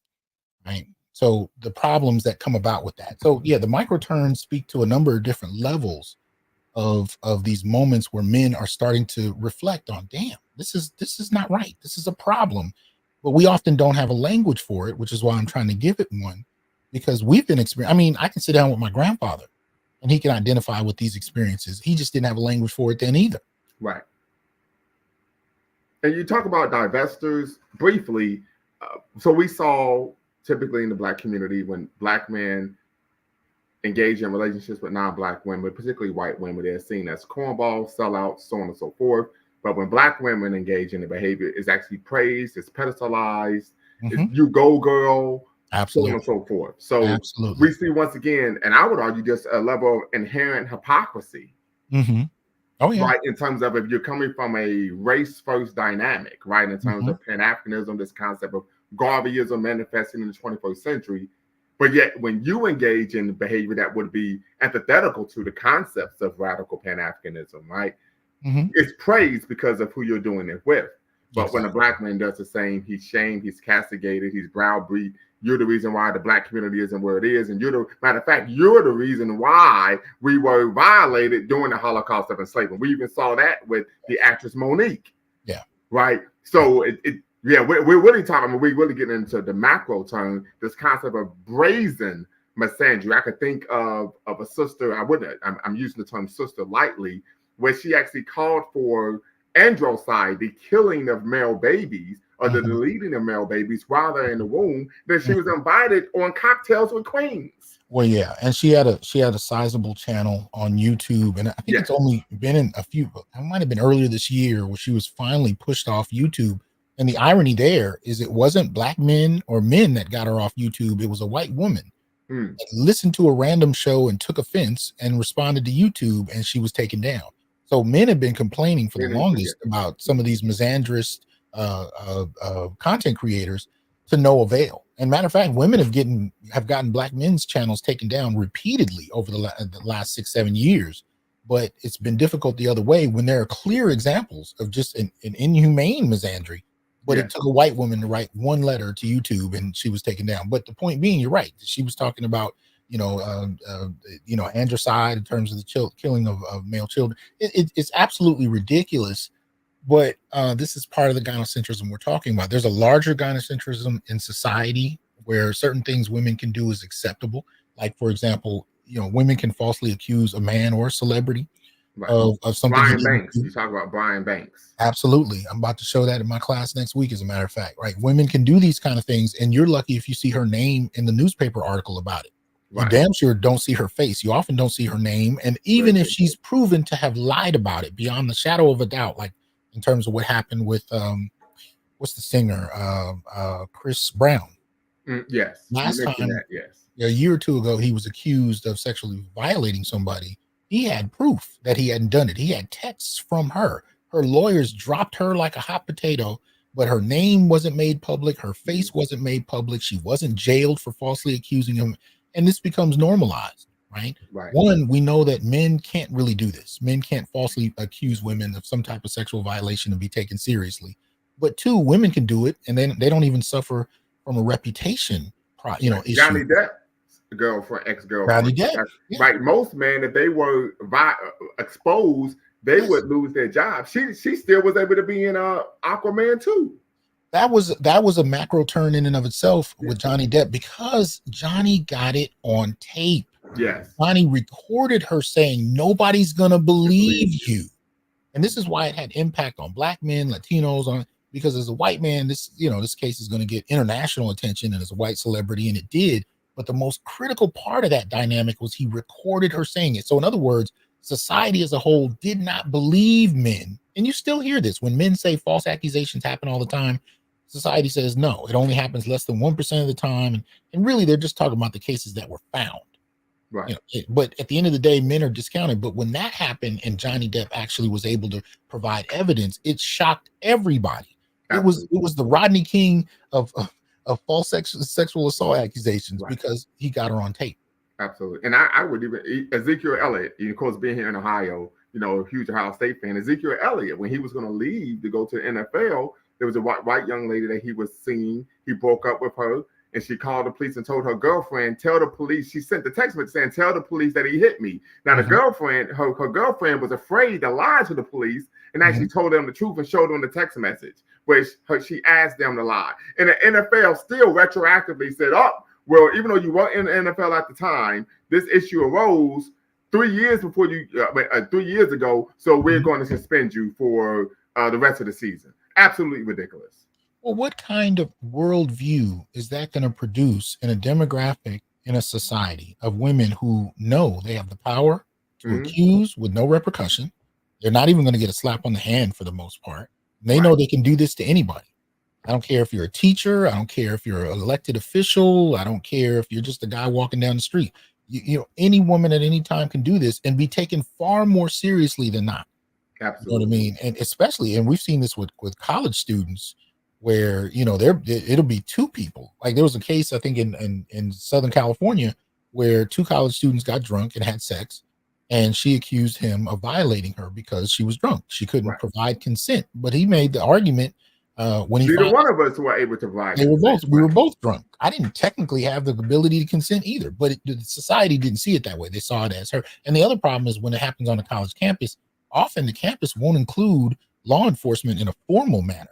they'll Right. put together their own tribunal and they'll judge the situation internally. So you have a lot of young men who were put out of school and ended up having to take their cases to court and actually win in a court of law, but they were kicked out of school Right. at the time it Yeah. happened under dubious circumstances due to an accusation with very little merit and no evidence, and Absolutely. that sufficed. Yeah. And if he didn't have the means to sue, like many black men don't, what happens to him? Right. There was a football player for the University of Wisconsin that happened to him. He was able to get back in school, back on the football team. He sued the university because he was able to provide evidence after the fact that the woman had lied. Right. So this is something that does take place. I even worked at student conduct at a large public institution. And so I saw what you were referring to. Mm-hmm. So now we're going to move toward anti-Black misandry. Once again, family, if you're watching Lumumba Speaks, the Black Empowerment Initiative, where we believe we could gain a competitive advantage by always betting on Black. And of course, Bequaline Network, the Pan-African social media extraordinaire, the home of African-centered news and information. And we're having a riveting conversation with Dr. T Hasan Johnson, where we're deconstructing anti-Black misandry, flat Blackness in the 2024 election. What is anti-Black misandry? Well, to quote directly from Tommy Curry, his definition is the cumulative assertions of Black male inferiority due to errant psychologies of lack, dispositions of deviance, or hyperpersonality traits, e.g., hypersexuality, hypermasculinity, which rationalize the criminalization, phobics, and sanctioning of Black male life. These ideas are part of the group-based racial consciousness of white America and part of the social fabric and mythology of racism. So you're talking about a very specific type of racism that is as much race as it is gendered, but it is directed at Black males in a very unique way that many overlook. Because when we think about, especially in the Black community, when we think about how racism is gendered, we've only been trained with an intersectionalist lens. Right. So we only see it in terms of how it affects Black women and by extension, maybe Black LGBT. But the assumption is that straight Black men, this is not something that they really experience, and therefore, it's not real. And I've even had people tell me, misandry is just something you're making up. You're just making that up. Despite how much empirical evidence we can bring to bear, that's still irrelevant, right? So, but that's what we're dealing with a form of structured and structural racism that is gendered and raced, particularly in relation to Black males. Right. And so you make the argument in your text that in your book, that anti-Black misandry manifests in 13 key ways. And you talk about these stereotypes about Black men that, of course, for many were created during the Holocaust of enslavement, but even in modern times, such as the 70s and the 90s, in terms of the buck, the brute, the mandingo, Sambo, Uncle Tom, Zip Coon, the noble savage, and then, of course, lately, the pimp and the gangster, right? So, and you talk about those 13 key ways. We are going to go through all of them, but you talk about heterophobia and bell hooks. And so if I could just very quickly, I'll talk about my experience in the academy with heterophobia. It started off first month in my doctoral program, large public university, and I'm happy to be a doctoral student. I'm happy to be there. We have a meeting regarding gender with the first and second year cohorts. And a young lady gets up and says, I don't feel comfortable around Bakari because he's very masculine. Yep. And I said, okay, well, this is news to me. And one of the professors said, well, Bakari, what I think you should do is you should change who you are when you walk into a room to allow other people to feel comfortable with your presence. And I said, Doc, I can't do that. I said, for a couple of reasons. I said, one, I wouldn't advise my children to engage that way. I said, two, I said, I'm not a character from Spider-Man, the animated series. I'm not the chameleon. If I did engage that way, I wouldn't have an identity. And I said, number three, it sounds like this is discrimination based on sex and or gender. Yes. Yeah. Right. And I said, number four, I said, this is in 1910. I'm not going to walk off the sidewalk when you come walking down the street. And I'm not going to bow my head and not look you in your eyes when you speak. I said, those days are over with. Yes. So these are real issues that Black men experience. And you talk about how this typically manifests in the academy. Yes. In the academy, in the larger society. I mean, when you think about the statistical difference between how the police treat Black men and even Black women. I mean, Right. of course, there are situations where Black women are assaulted and or even killed by police officers, but statistically, it's nowhere near what Right. happens with Black men, right? That would be an example of anti-Black misandry on a structural level, right? In the sense that Right. where you have the police who are engaging this. We didn't even talk about what happens to Black men and women in court in terms of how we're sentenced. We know just on gender terms that men get what about 63% longer sentences for the same crimes that women commit.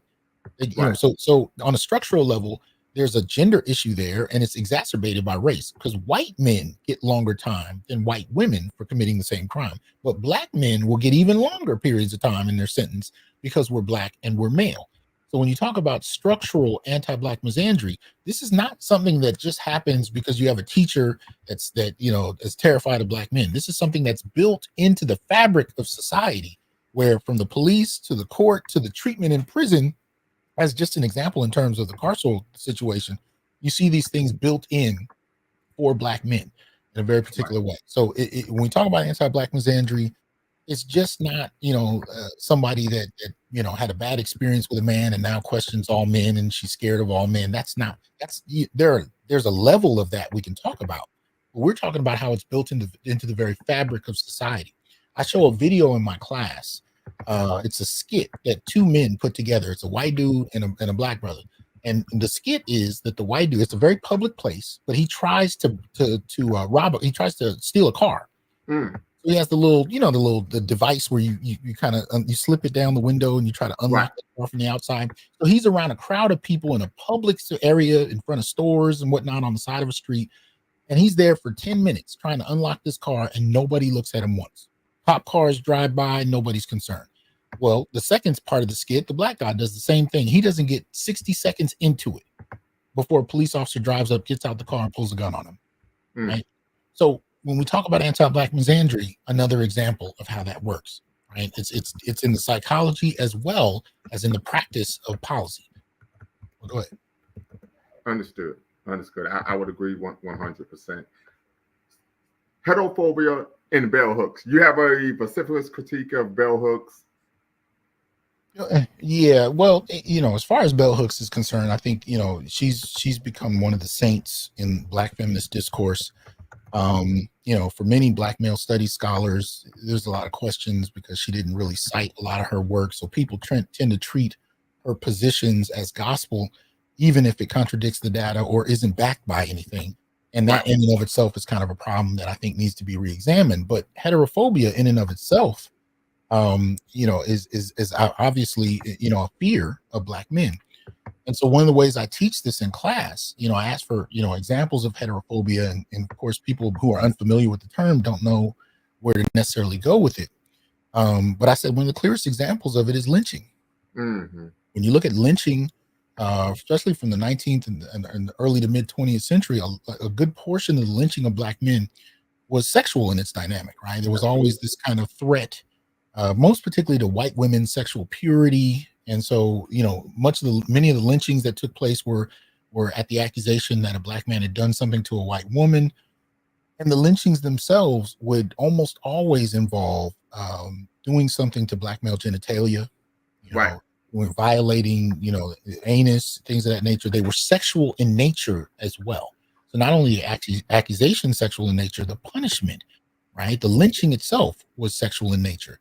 Well, when we're talking about heterophobia, it's not to say that every Black man lynched was straight and that there were no gay men involved in that, but it is to say that the crime is conceptualized as a heterosexual crime. Right. It is the Black man violating a white woman and a Black man being lynched because of that, assumed violation, right? That violation in and of itself is heterosexually framed. And so when we talk about a fear of straight Black men, lynching is one of the clearest examples of that. And usually when I tell that to brothers who are in Africana studies or whatnot, the moment and I've done this even at conferences, I've said, okay, heterophobia, and brothers will be like, okay, what's an example? And I'll just have to say lynching. And for those brothers who are aware of that history, they go, oh, and they immediately know what I'm talking about. Absolutely. Because those crimes are so sexually framed, there's not a lot of room for anybody and everybody being accused. It's particularly heterosexual Black men. Absolutely. I can even think of Monster Cody in his book, The Autobiography of L.A. Gangman. But I think you're from California, yes? Mm-hmm. Yes. Well, And he raised in talked Cali, about how when they were at the YA, and he talked about the linebacker size COs would brutalize them and stomp on their testicles. Mm-hmm. Mm-hmm. Right. So we see once again there's this concept of heterophobia. And of course, Bell Hooks, I've read a lot of literature. I've even read her literature where a lot of the concepts she has of Black men, not only you could argue are ahistorical, particularly arguing that Black women were more oppressed under Black male patriarchy in Africa rather than colonialism, which is just ahistorical. Like, so, but once again, it's accepted as a gospel truth, even though she likes to play slick and loose with the facts. Exactly. I think you've talked about Dr. Tommy J. Curry talked about Bell Hooks and her concept of Black men as being domestic abusers post-slavery, right? So now we're bringing in, of course, this color purple concept. However, when we actually was able to dig, do a deeper dive, we found that she was actually citing a white pro-slavery ethnologist that was arguing that Black people should stay enslaved because if they didn't, Black men would be abusing Black women. So, we have to consider the source as well. And being a PhD, that first thing you look at when you receive an article or document, you look at, of course, the references section. Who are you citing? Where are you getting your information? So something to consider. Male feminization. You talk about, once again, male feminization is a aspect of anti-Black misandry. How so? Hold on. Let me see. You got me up in here heavy. I appreciate it. I haven't talked about. I told you, listen, brother. I'm gonna hold you down. I'm gonna hold you down. So in your book, this is actually on page. I'm on the page. Yeah, page 48. The fear of Black men's sexuality in society is rooted in a seemingly contradictory conceptualization of Black manhood by white society as a dysfunctional male, read feminine or inferior counterpart to white masculine sexual norms. Thus, regardless of sexuality, Black men were considered effeminate, dependent, hypersexual, and sexually violent. This is the legacy of 19th century to 20th century ethnologists and their inhumane worldview of Black men. And this is something Dr. Curry talks about in The Man Not, right? Where the family, the plantation family, the way it's conceptualized, Black folk were treated like, first of all, they were treated like cattle more than anything else. We weren't technically viewed as men or women per se, but theoretically, to the extent that we were conceptualized as children of the family, children of the white family, most particularly the white patriarch and the white mistress, right? We were conceptualized as children in that way, and our sexuality was conceptualized as other. It was as problematic and things of that nature. So that's what that kind of had to deal with in terms of the not only the effeminization, but also the kind of paternalistic approach to Black sexuality or Black people in general as being almost childlike. We're conceptualized as being childlike in that way. So I think that's where we kind of go. Did we lose you? No, I'm here. Okay. Yes, I would agree wholeheartedly. I think that's a great point that you're making. We're going to touch on that as well. So, but it also deals with queerness, right? Yes. I talk about that in there as well. Black male feminization is the hallmark of Black queerness in popular consciousness, as lesbianism is slightly more acceptable in Western culture, mainly because of its eroticism for many men, particularly white men. The reason, so I, in that respect, the way black queerness is kind of framed is even more otherized than white queerness, and it comes out of a very particular sexual history of how Black folk were seen in the 19th century, most particularly. So I think that's where I was going at there. Absolutely. Family, and if you haven't, you got to get the book. You have to get the book, Solutions for Anti-Black Misandry, Flat Blackness, and Black Male Death, The Black Masculinist Turn by Dr. T Hasan Johnson. I would argue this book, this read is a godsend. If you're interested in, of course, in improving your lives as Black men, if you're interested, of course, in improving the lives of some of your Black male friends or even family members, definitely make sure that you purchased the book. And I will put the link once again in the chat to the book. So, well, one thing I appreciate you for, man, is usually when people talk to me about it, they haven't gotten past the introduction. So that's where the conversation generally stays.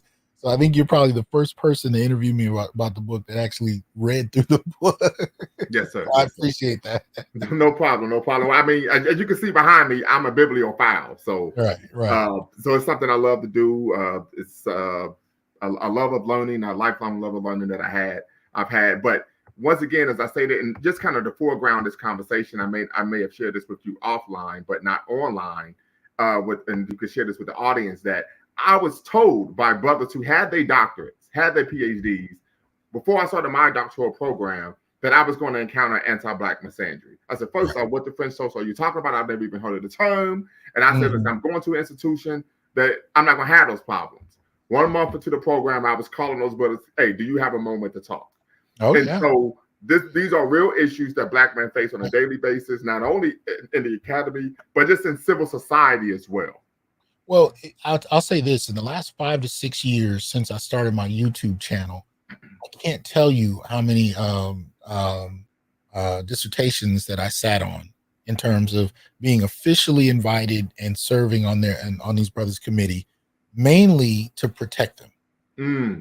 Because much of the time, if they're dealing with race and gender, for the most part, they tended to have Black feminist-led committees on their dissertations. And some of them received outright threats that if they cited Tommy Curry or myself, or if they decide to deal with Black male studies, or if they even decided to deal with a Black male subject for their dissertation, that they would not pass, they would not finish, and they would end up having to just drop out. I mean, these are direct threats being made. So I've been invited and sat on so many different committees just to provide them ideological protection so that they could get through, to validate the arguments made on behalf of Black men and be able to argue that at the committee level.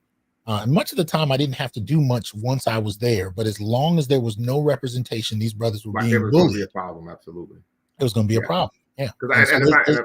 If I don't mean to cut you off just very quickly, because where I started my program is not where I finished. I actually transferred to another institution. At the previous program, I received very strong pushback. We just put it politely, strong pushback based on the fact that I was critiquing intersectionality. Yes, absolutely. It was an issue. So they were like, "What are you doing here?" Yes. And I said, I have a strong personality. I said, "Are the claims I'm making factual?" I said, "That's all that matters. Is this not conjecture? This is not innuendo? Are the claims that I'm making factual?" Right. Well, I said, you know what, you're right. I said, you the doctor already. I'm not. You got it. Right. My bad. Well, and that was one of the reasons I had to provide that kind of protection. But here's the other. In the culture of the academy, and you know this, the idea is that once you've finished, you are a reflection of your committee. Technically, they're supposed to advocate for you to get teaching positions. But if you come out with a position that's antithetical to theirs, you end up making them look bad that you even graduated, let alone made it through. So you have this culture of students being brought through that are supposed to be stamped and verified by their committees and then advocated for to be able to go forth into the academic community and extend the word of whatever position you were supposed to take. So many of the brothers that are coming through with Black male studies are filtering through all of these different fields with all of these different committees, and much of the time dealing with a great deal of hostility. And if they are able to make it through, now they have to go into the job market with very little support from their own committees. I mean, they may have a letter, but there's a difference between a committee member giving you a letter because you graduated with your doctorate and having a committee pick up the phone, or committee members pick up the phone and say, "Hey, come get my boy. This is my new student. He's graduating. He needs a job." Very different experience. Absolutely. Phallophobia.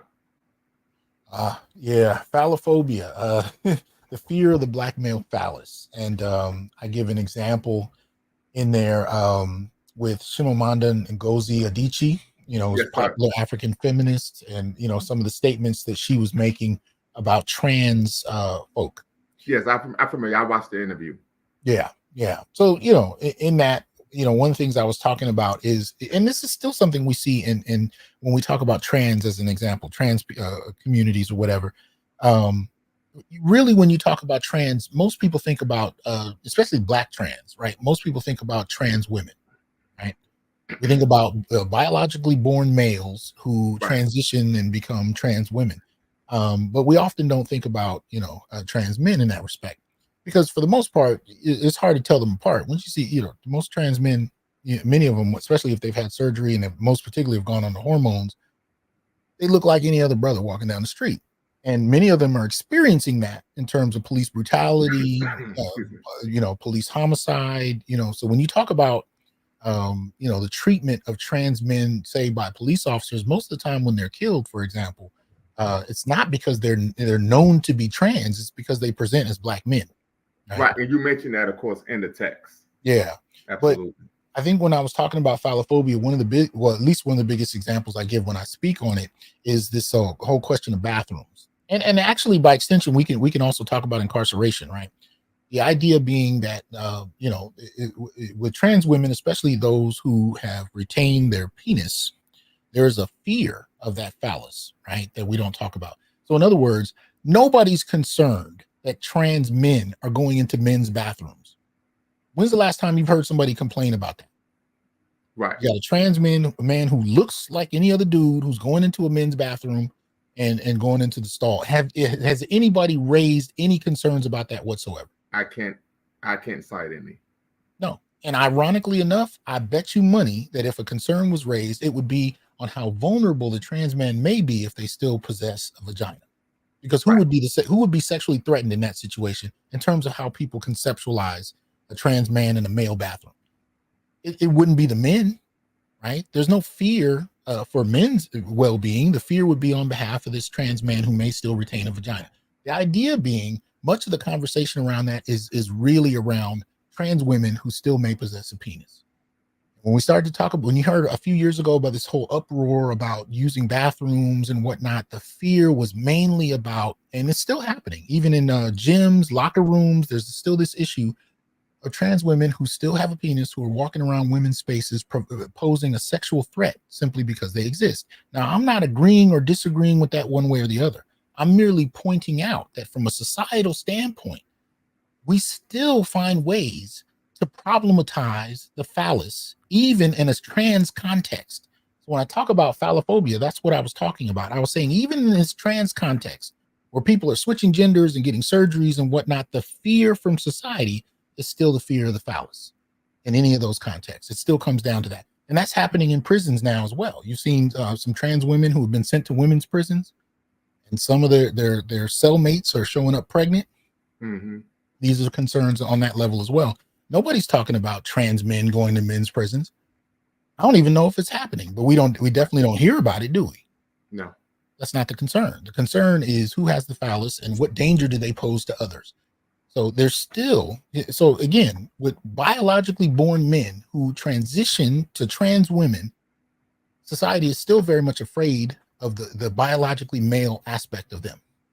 Right? So when we really start to delve into the deeper levels of anti-Black misandry, especially as it relates to this kind of trans context, it's interesting to see who is still feared and who isn't. Because I've not heard trans men brought up at all. This is true. Very true. Disposability. Mm-hmm. You talk about disposability as a concept that refers to widely ignored Black male struggles, difficulties, and victimization. Yeah. One of the earliest examples of that I remember using was Boko Haram. Yes. And, the first time I heard about Boko Haram, I saw Michelle Obama holding a sign saying, I think it was #BringBackOurGirls, because Boko Haram had allegedly kidnapped a number of young women. What I found mind-blowing about that is there was only one article that I found that actually said that before that incident had happened, I think it was up to about 50 Black boys, African boys, were burned alive in a school by Boko Haram. And there was no mention of it. Correct. So the girls were taken, and that, as it should be, was internationalized, and it was brought to the world's attention, and it was condemned. And again, as it should be. But nobody said a word about these boys who were burned alive. Nobody had anything to say about it. And I found that so frustrating. Because at the end of the day, there was still a chance for these girls to be found and returned to their families, right? There was still a chance for them to have their lives redeemed. These boys had nothing, and nobody gave a damn. So when I talk about disposability, that's one example of how I'm framing that. The extent to which the experience of males can be downplayed and dismissed altogether. And keep in mind, when you're talking about groups like Boko Haram, even when they take boys, those boys are often threatened into serving in the group. Their families are threatened, their well-being, their family's well-being is threatened. And thus you have to join the group and do what you're told, even if it means bringing harm to others, or your own families will be hurt if not killed. So there's still an experience with boys who are taken alive into groups like that. But again, the male experience of that is really kind of dismissed, and they're just perceived from the vantage point of this violent group. But the nuance of how these boys get recruited into these groups and what serves as motivation for them to serve in those groups gets swept under the rug. Absolutely. And let me ask you this, because I've mentioned this on my platform a number of times and I just want to know from your professional opinion if this would fall under the concept of disposability. I've argued that nowadays when we look at it from a gynocentric frame of reference, like as you like to call it, a Black feminist patriarch frame of reference, fatherhood is considered fluid and fathers are fungible. So almost to the point where whoever the woman is in a relationship with, that's who the dad is. That's the father, mm-hmm. right? Would you argue that would be another example of Black male disposability? On a conceptual level, the very idea of the family where the father role is up for grabs, but the mother role is honored and placed in high esteem. Yes, absolutely. And we saw that with Black Lives Matter. Yeah, right? And I'm sorry, I skipped over that. Wanted to get your thoughts on Black Lives Matter, the organization. I know on page 9, and I'll just quote you very quickly. You mm-hmm. argue, not page 9, I think it's page 6. I'm sorry. You talk about this concept, the proverbial you, as a Black man, has been contending with hatred and social disdain intracommunally for generations. Mm-hmm. And it finally becomes the most apparent when the most visible social protest organization in the last few decades profits from Black men's deaths while celebrating the idea of their very absence from Black families. This recognition of this disdain is the framework of this book, is the foundation of the Black masculinist turn. Yeah. And BLM was a Black masculinist turn in and of itself, but you're definitely right. I mean, basically, that was in response to something they've since taken down from their website, but was up for several years. Yes, it was. Was this idea of the reframing of the nuclear family. And the only difference between what they were proposing and the nuclear family as we understand it was the absence of fathers. And it goes back to what you just said a moment ago, that the idea, most particularly of the Black father, more so than any other father, was, fluid. Anybody could be the father. I mean, and we see this in a lot of different ways. I mean, every Father's Day, what do we see on social media? I'm the mother and the father. I'm the mother and the father. Yeah. I'm a single father. I've rarely heard a single father say I'm the mother and the father. Yes. And even if he does, it's not celebrated. It's not something that's posted up. But this is something we see particularly in the Black community. This celebration of the idea of how fluid Black fatherhood is, conceptually speaking.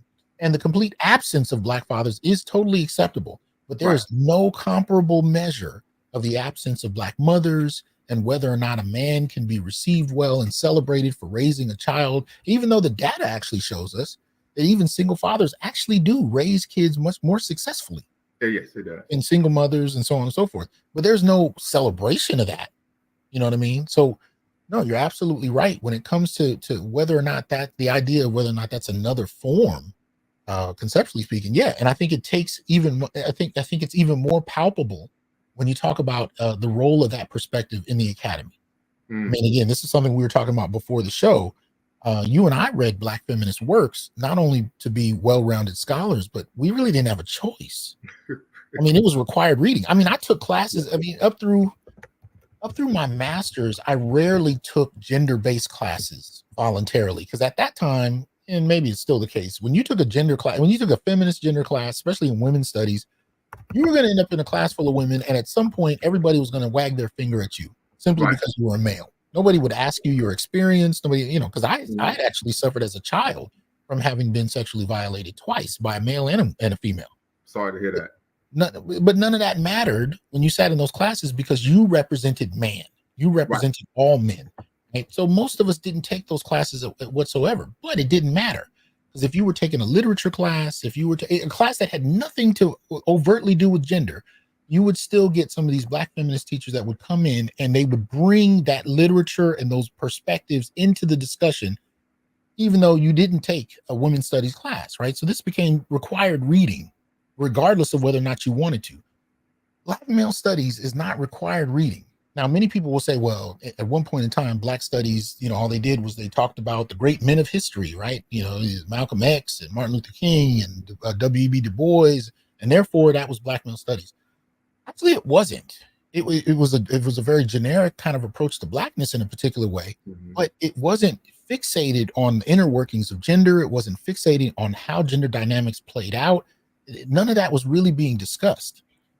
Feminism introduced the inner workings of gender, even though you had particular scholars that may have done some of that work, like Robert Staples and Du Bois, and there's many others that did, but there really wasn't a space for that until, feminist and women's studies as a field began to formalize this kind of gender discourse in a very particular way.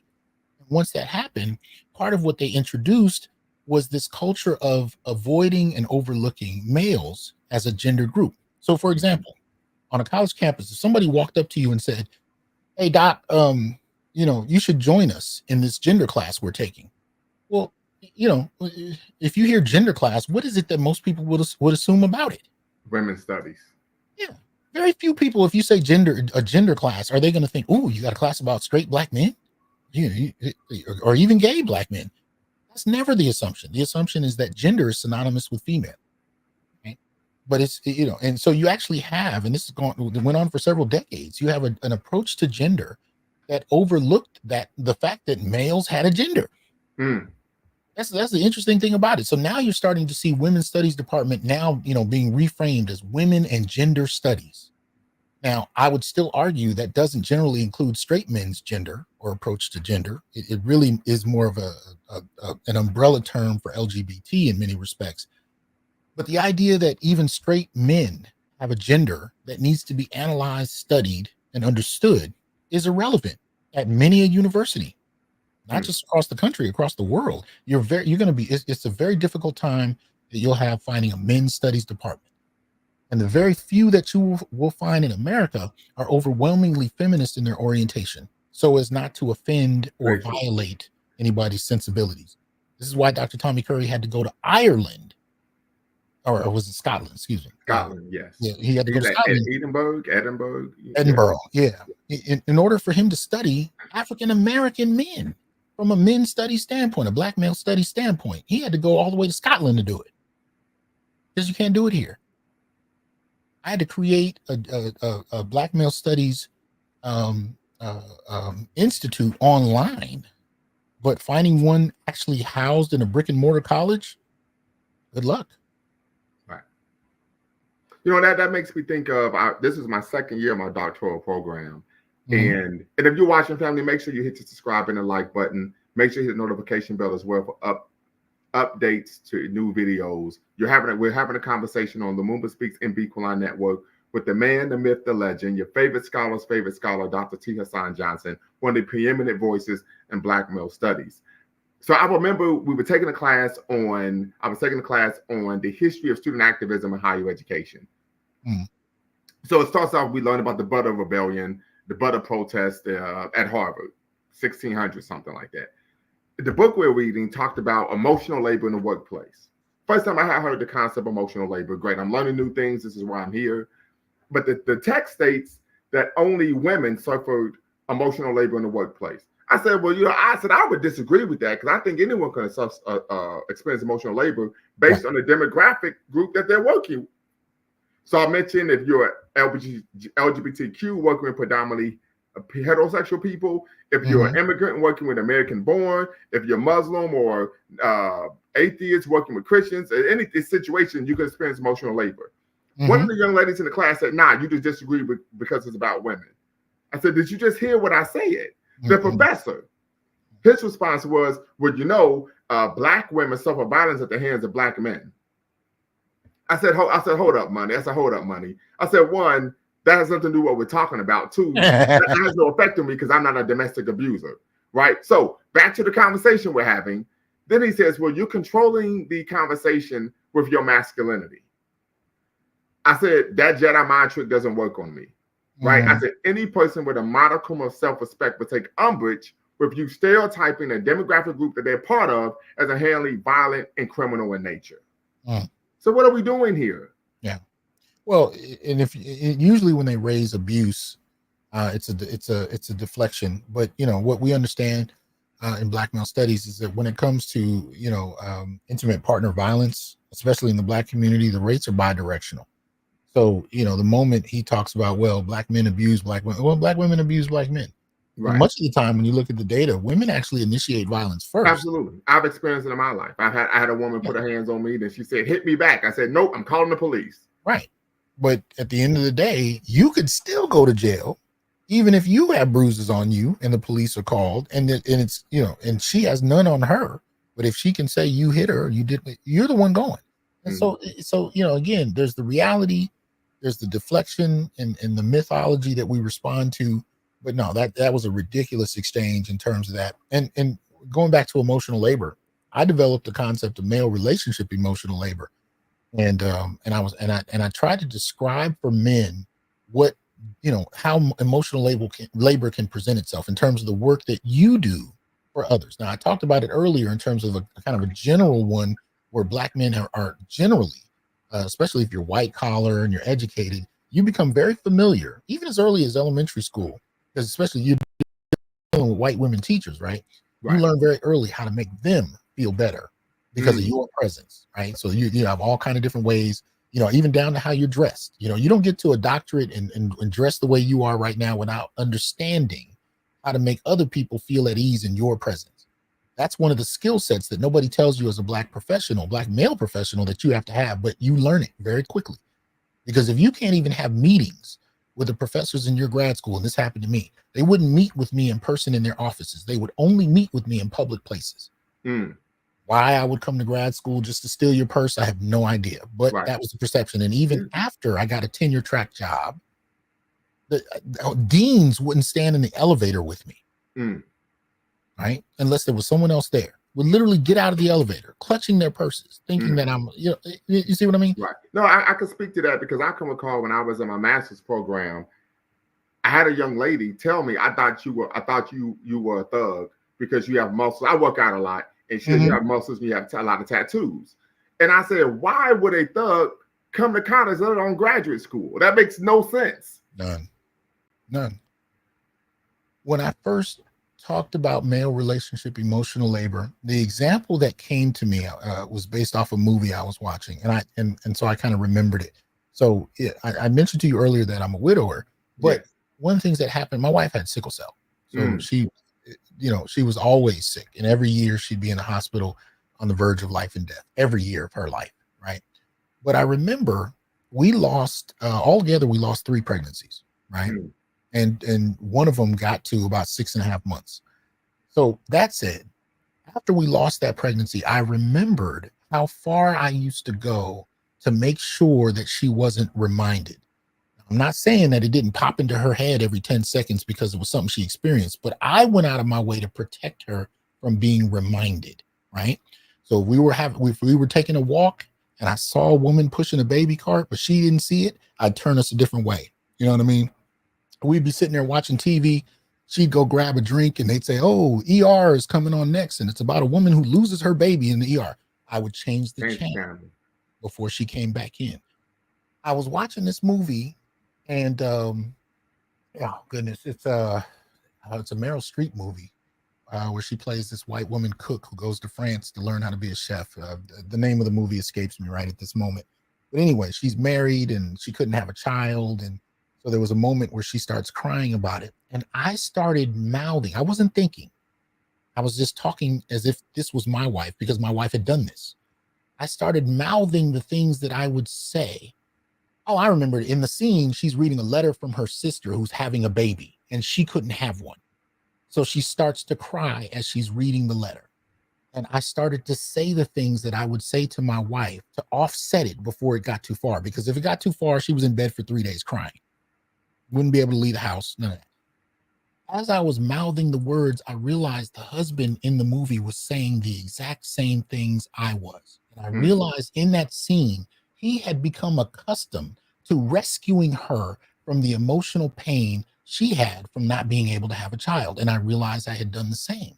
And I started to think about how many different ways I'd sought to do this to protect my wife's feelings and well-being moment to moment to moment.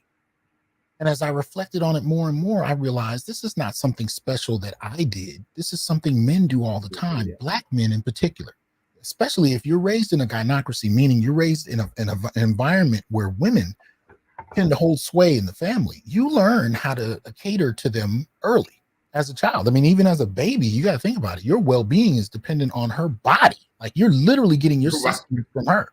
Right. So her moods, feelings, worldview, whatever it is, has a direct impact on your quality of life. So you learn as a young man, and as a young Black man, most particularly, how to cater to women's emotions, perspectives, worldviews, experiences. You learn how to do this very early. You learn it very early. And I realized in reflecting on that, that is a form of emotional labor that men, particularly Black men, are not credited for. Emotional labor is conceptualized as something only women do. Yes. And that was because it was part of at that time when the concept came about, it was during this, this rise of this feminist era where women were, really talking about their role in society and what they wanted to change and so on and so forth. It wasn't designed to actually account for what men actually experience as well, because that wasn't the political discussion they were having. So when I started to reflect on it, I realized there are a myriad of ways that men provide emotional labor, not only for women, but for children, but for even in the larger society, that men are generally not credited for, and Black men most particularly aren't credited for. So when we go back to son husbands and even husband sons, right? These men who are not as far along in life as the women they end up with, they still have to learn how to appease her emotionally, to navigate her feelings, to make her feel better about what's going on. Walk on eggshells. Yes. But walking on eggshells is a form of emotional labor. It makes her feel better. And then you find ways that where you can get her out of a mood and you can get her in a different mood, or you can uplift her, whatever it is. There's a million different ways this can present itself, but it's generally not something men are credited for knowing how to do, even though it takes a great deal of skill. Absolutely. I mean, think about even thinking about approaching a woman you don't know to get her phone number. Most people don't understand this unless you've had to do it. To learn how to approach a woman, they call it a cold approach. But how much skill does it take to walk up and strike up a conversation and make a woman laugh that you've never met before? Right. To say something that she's never heard before, to do something completely out of the box to get her attention, her phone number. Do you know how much skill is involved in that? And how many boys that I grew up with where we spent years practicing how to approach a stranger you've never met before. And this may be the only time you'll ever see her, at a gas station, in a store. You got one chance to make an impression on a woman you've never seen before and do it in a way that's different from anything else she's ever seen. Do you know how much skill is involved in that? Right. Another form of emotional labor. But again, these are concepts that aren't generally attributed to men, so we ignore it. But in a weird kind of way, if you don't know how to do it, you're socially punished and you might find yourself without a woman. Right. It's an expected service that you're supposed to provide, but nobody tells you you're supposed to, and nobody tells you how to do it. But if you don't know how to do it, you will find yourself alone. So it's an interesting kind of dynamic. Social incompetence. You talk about this concept of social incompetence. That's the ninth form of anti-Black misandry. The social incompetence, Black men are often seen as failed patriarchs or incompetent beings. They are considered almost childlike. So we see this going back to this cherubic type look, this cherubic type of disposition regarding Black men. We know is rooted, of course, in the Holocaust of enslavement. We can go beyond that. We can even argue even the Arab enslavement of African people promoted these types of concepts regarding Black men. You argue that it promotes this concept of Black men being managed by either white men or strong Black women. Could you provide some examples and, of course, popular culture? Well, in essence, if you live in a society where your failure is a required, practice in order for society to function, this is kind of what we're talking about. Black male failure is how Black masculinity is framed. I mean, and it starts with something you mentioned earlier in the discussion about slavery. right? For us to have been forcibly brought to the Western Hemisphere, put to work on plantations, often to death, that, in and of itself, you're not going to be able to navigate and thrive in a society that's designed on your death, your labor, your failure in terms of being able to operate on par with the white men who've engaged this. I mean, it's predicated on that. It's predicated on you being able to be at the ground level of that society, because your labor and your sacrifice is what pushes the society on. Absolutely. But it's not designed for you to thrive in. You know what I mean? So for you to be able to for most Black men, you find that there are degrees of it. So one of the examples I give in class, I have a long set of clips that I've downloaded and I've showed this to. If you look at, say, sitcoms, right, and you look at some of the various characters, one of the ones I use a lot is Martin. If you ever watched the sitcom Martin, there's a martial arts teacher that he has in there. Who clearly doesn't know martial arts. I know you're talking about. He has on a red karate outfit. Absolutely, the red outfit. His own students beat him up when he owes them money. And so he's and you have the same thing with Hustle Man, who what's the brother's name? The comedian. I know you're talking about though. Hilarious comedian. His name escapes me right now. But my point in bringing up those two characters, if you ever go back and watch Martin, you watch Hustle Man, you watch the martial arts teacher, these are Black men that are ridiculed for being failures, being social failures. They're not navigating society. Tracy Morgan is his name. Tracy Morgan, thank you very much. I mean, Tracy Morgan's Hustle Man. He walks up and he just tries to sell you random stuff with crazy logic and whatnot. But I'm trying to help you out, Chief. Exactly. How you trying to help me out? Where you come from? Exactly. And if you look at it, it's funny, but even the reasons why it's funny goes back to Black male failure, right? Mm-hmm. The idea it's almost comedic. It's comedic. The fact that Black men are unable to be successful. No, Black male failure is comedic to Black men and women, because our failure is part of how this system functions, and it's assumed in many ways. But think about that. Would it be as funny if a homeless woman walked up to a character and she hasn't eaten or anything, and she's the joke? She's the butt of the joke in the scene. Does that register as funny in the same kind of way? No. I think in that respect, when I'm talking about social failure, what I'm saying is that Black men's inability to navigate society like white men, a society that's designed to operate off of their sacrifice, that failure is almost a requirement in many ways. And so it's ridiculed, it's funny, it's dismissed, it's overlooked, it's taken for granted, and in many ways it's assumed to apply to Black men altogether. Thank you, LMA. Dragonfly Jones. Yeah, Dragonfly Jones, absolutely. Yeah. And you talk about that concept, I think, of projection, how what one Black man does is projected as a representation of all Black men. Yes, absolutely. This is what's going on now with Diddy. This is what went on with Michael Jackson. This is what went on with R. Kelly. It's not just that they themselves are accused of having done things. It's that the extent to which their accusations reflect on all Black men. It's not just Diddy up there, it's Black men that's up there. Because we can really, if we delve into the last 20 years of white males, celebrities and figures who have impact on society, who've engaged in some type of sexual debauchery, the list is incredible. But when you ask the general person about sexual debauchery and manhood or whatever, what do we think about? We think of the Michael Jacksons, the R. Kellys, and now the P. Diddy's. Right. We've become the face of it, but that goes back to very old stereotypes about Black male sexuality. Yes. I mean, when you talk about the Mandingo, you're fundamentally talking about an irrational being that is hypersexual to his core. He's almost animalistic and incapable of engaging, most particularly women, beyond sexual objectification. These ideas stick with us, and they're propagated every generation, most particularly in media. So we become the face of this in many different ways. And shout out to LMA. Immediately popped to MLA. But when he pointed out Julia Childs, the movie I was talking about was with Meryl Streep playing Julia Childs. And that was where that scene comes in.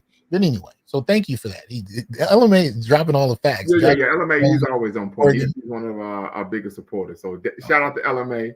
I appreciate that. Because I wasn't expecting to talk about this, so this stuff pops in my head and I don't remember people's names, so I really appreciate that. But no, going back to social failure, I think in that respect, that's one of the reasons why it's so prevalent and it's so funny and it's accepted. And of course, when you talk about sitcoms, we can go back to Good Times, Right. Being the most popular Absolutely. character is JJ, and he's a Yes. buffoon. He's a social failure. Yeah. Right? He's still living with his mama as a grown man. I mean, these are so we can talk about this in so many different sitcoms we've seen over the years where black male failure is the butt of the joke. Right. Absolutely. Absolutely. I can even think of a TV show that I grew up watching. Of course, I grew up in the 80s and 90s.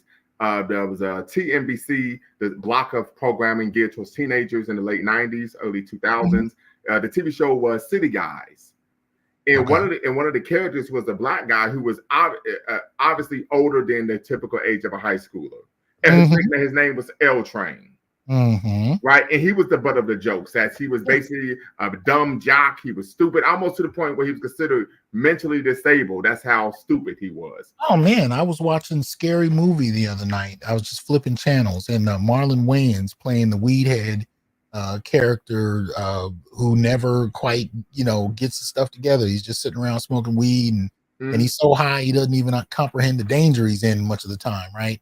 But I think one of the best examples of this, if people can find it, which should be easy on YouTube, there's an old clip of Richard Pryor where he does a skit for the short-lived Richard Pryor show, which was brilliant. But he does a skit playing the president. He's playing the first black president, and he's fielding questions from journalists, right, the way a president does. And of course, somebody brings up his infidelity and whatnot, and and not only infidelity, but his penchant for white women, right? But the whole skit is framed around a successful black man who reaches the pinnacle, right? President of the United States, and he's still brought low by something like his sexual attraction to women, and white women in particular. Social failure, even amidst success. But when it comes to black men, this is expected. And in many respects, this is one of the reasons that I think people were so shocked that Obama didn't have any sexual scandals. Right. He got walked into office with a black woman and 2 black kids, and you didn't hear anything about him grabbing nobody or infidelity or any of that. People were shocked that he survived. That's why one of the things I like about Kevin Samuels, he talked about that part of being a high value man is you need to have what? You need to be sexually disciplined. It's very, very important. Very important that you have sexual discipline. I would agree with that wholeheartedly. And it's a major issue. And one of the things that people don't talk about is when we talk about these, typically we see in our community young men who are what we consider failures. No one ever talks about the fact that when we look at them being emotionally immature, sexually deviant, emotionally reckless, right, lacking self-control, no one ever discusses who's raising the child. Yeah. Right? Because a tree by the fruit it bears, for crying out loud, right? So these are issues as well that oftentimes aren't discussed when we look at issues that black males face. If I can just quickly mention, Snapshot Reviews said something interesting. He was talking about the show Power and the character James St. Patrick, right? This is about a drug dealer who's trying to go straight and do well. He's not just trying to get a job somewhere. He owns his own club, and he's trying to transition out of drug dealing, right? And ultimately, spoilers, I'm not going to go into detail, he doesn't succeed, right? Okay. Because I never watched the show, so yeah, I'm not. It's there are aspects of the show that are brilliant. 50 Cent did some really interesting things, but again, a lot of his shows are dealing with black male drug dealers, so that's a whole nother discussion. But at least in the context of Power, you're talking about ultimately at the cusp of victory, right, where he's really about to transition into a life that is beyond the street, and he's going to be separate from it. He fails. Social failure, right? We seldom see shows where you see black men thrive and achieve, and they're willing, they're able to do so, especially based on their wits. But most importantly, we rarely see black men succeed, and most particularly African American men. That becomes a whole nother conversation. But we rarely get to see that because I think the public is far more accustomed to seeing black men fail and identify with black male failure more so than black male success. Unless it's in an academic or entertainment realm. Well, in entertainment realm, most particularly, I would say people aren't even accustomed. I mean athletic or entertainment. Okay. Yeah. I was going to say I don't think people are accustomed to black male success in academic. Yeah. Athleticism, you're allowed to succeed. Entertainment, you're allowed to succeed. But if you fall, it's no surprise. Right. Yeah, and I give a great example. Floyd Mayweather. The big push was, he has to fight Manny Pacquiao. People know I was a resident Floyd Mayweather fan. I started following his career after he was given the gold medal and with the bronze medal in '96 Olympics in Atlanta. I'm a huge boxing connoisseur. And I remember he said, I'm damned if I do, damned if I don't. This is a no-win situation. He said, because when I beat him, they're going to say, well, you're supposed to win. You're the natural bigger guy, and you're naturally the better boxer. He says, if I lose, they're going to say, well, you weren't what we thought you were. Right? He says, so, I'm not going to get the credit no matter what. Right. Oh, yeah. No, this is the reality of it. Black male failure is an expected part of the dynamic. Our successes are treated as an anomaly. Absolutely. And at the end of the day, that failure becomes a consequence of anti-Black misandry. But when you put it in an entertainment context, in order for people to truly identify with it, it's almost like that needs to be there more so than the successes.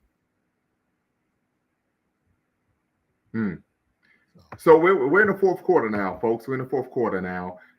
Flat blackness, flat maleness, and Black andromortality, the collapsing of nuance. You state in chapter 4 that the focus is more so on not what is said, but what is not said. Can you unpack for us? Well, you talking particularly about is it one concept you want me to start with? Anyone? Wherever you will. So you talk about, of course, beginning of chapter 4, flat blackness. The conceptual idea of flattening simply refers to the collapsing of nuance. This chapter will talk about the flattening of nuance regarding notions of blackness and maleness. You talk about conceptually flatness pertains to race, gender, and more particularly regarding men. It most often occurs by abstraction, meaning it is not what is said about blackness or maleness, it's what is not said. There's the absence of, yes.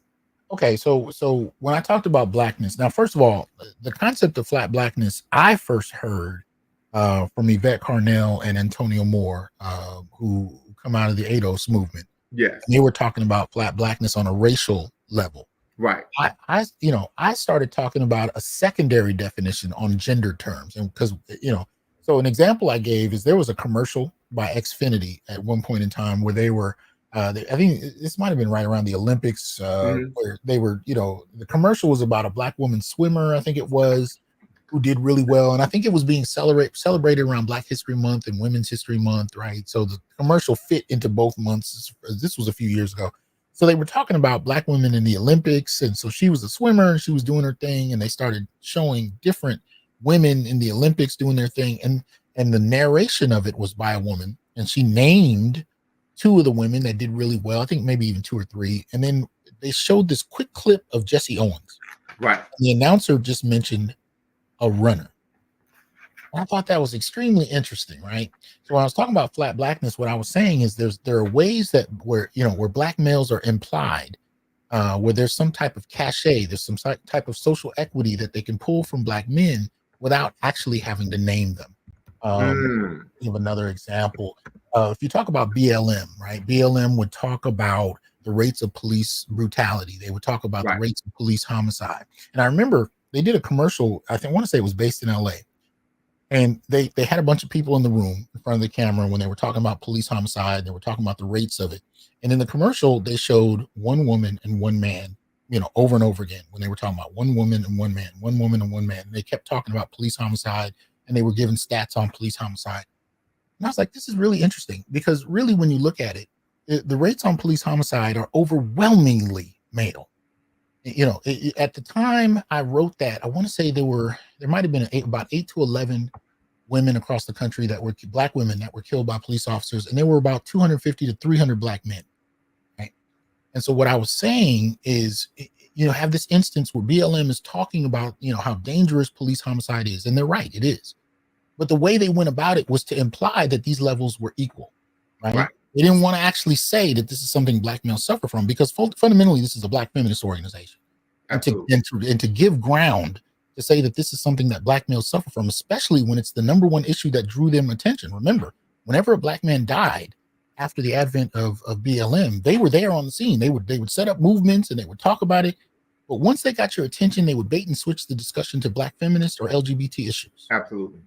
And the leadership across the country in terms of the various chapters were overwhelmingly led by women and LGBT. And they were actually quoted as having told men, and I sat in on BLM meetings where I heard this, where the men were supposed to take a back seat for perceived violations against the Black community in the 60s and 70s, right? Where it's now women's time to lead, it's LGBT's time to lead, so men need to take a back seat, right? And even when they got funding, they only funded, and I did a show about this, they only funded the chapters of BLM that were led by women and LGBT groups. Right, you mentioned that. They were led by straight Black men. They kind of ignored you, and you weren't even considered a chapter much of the time.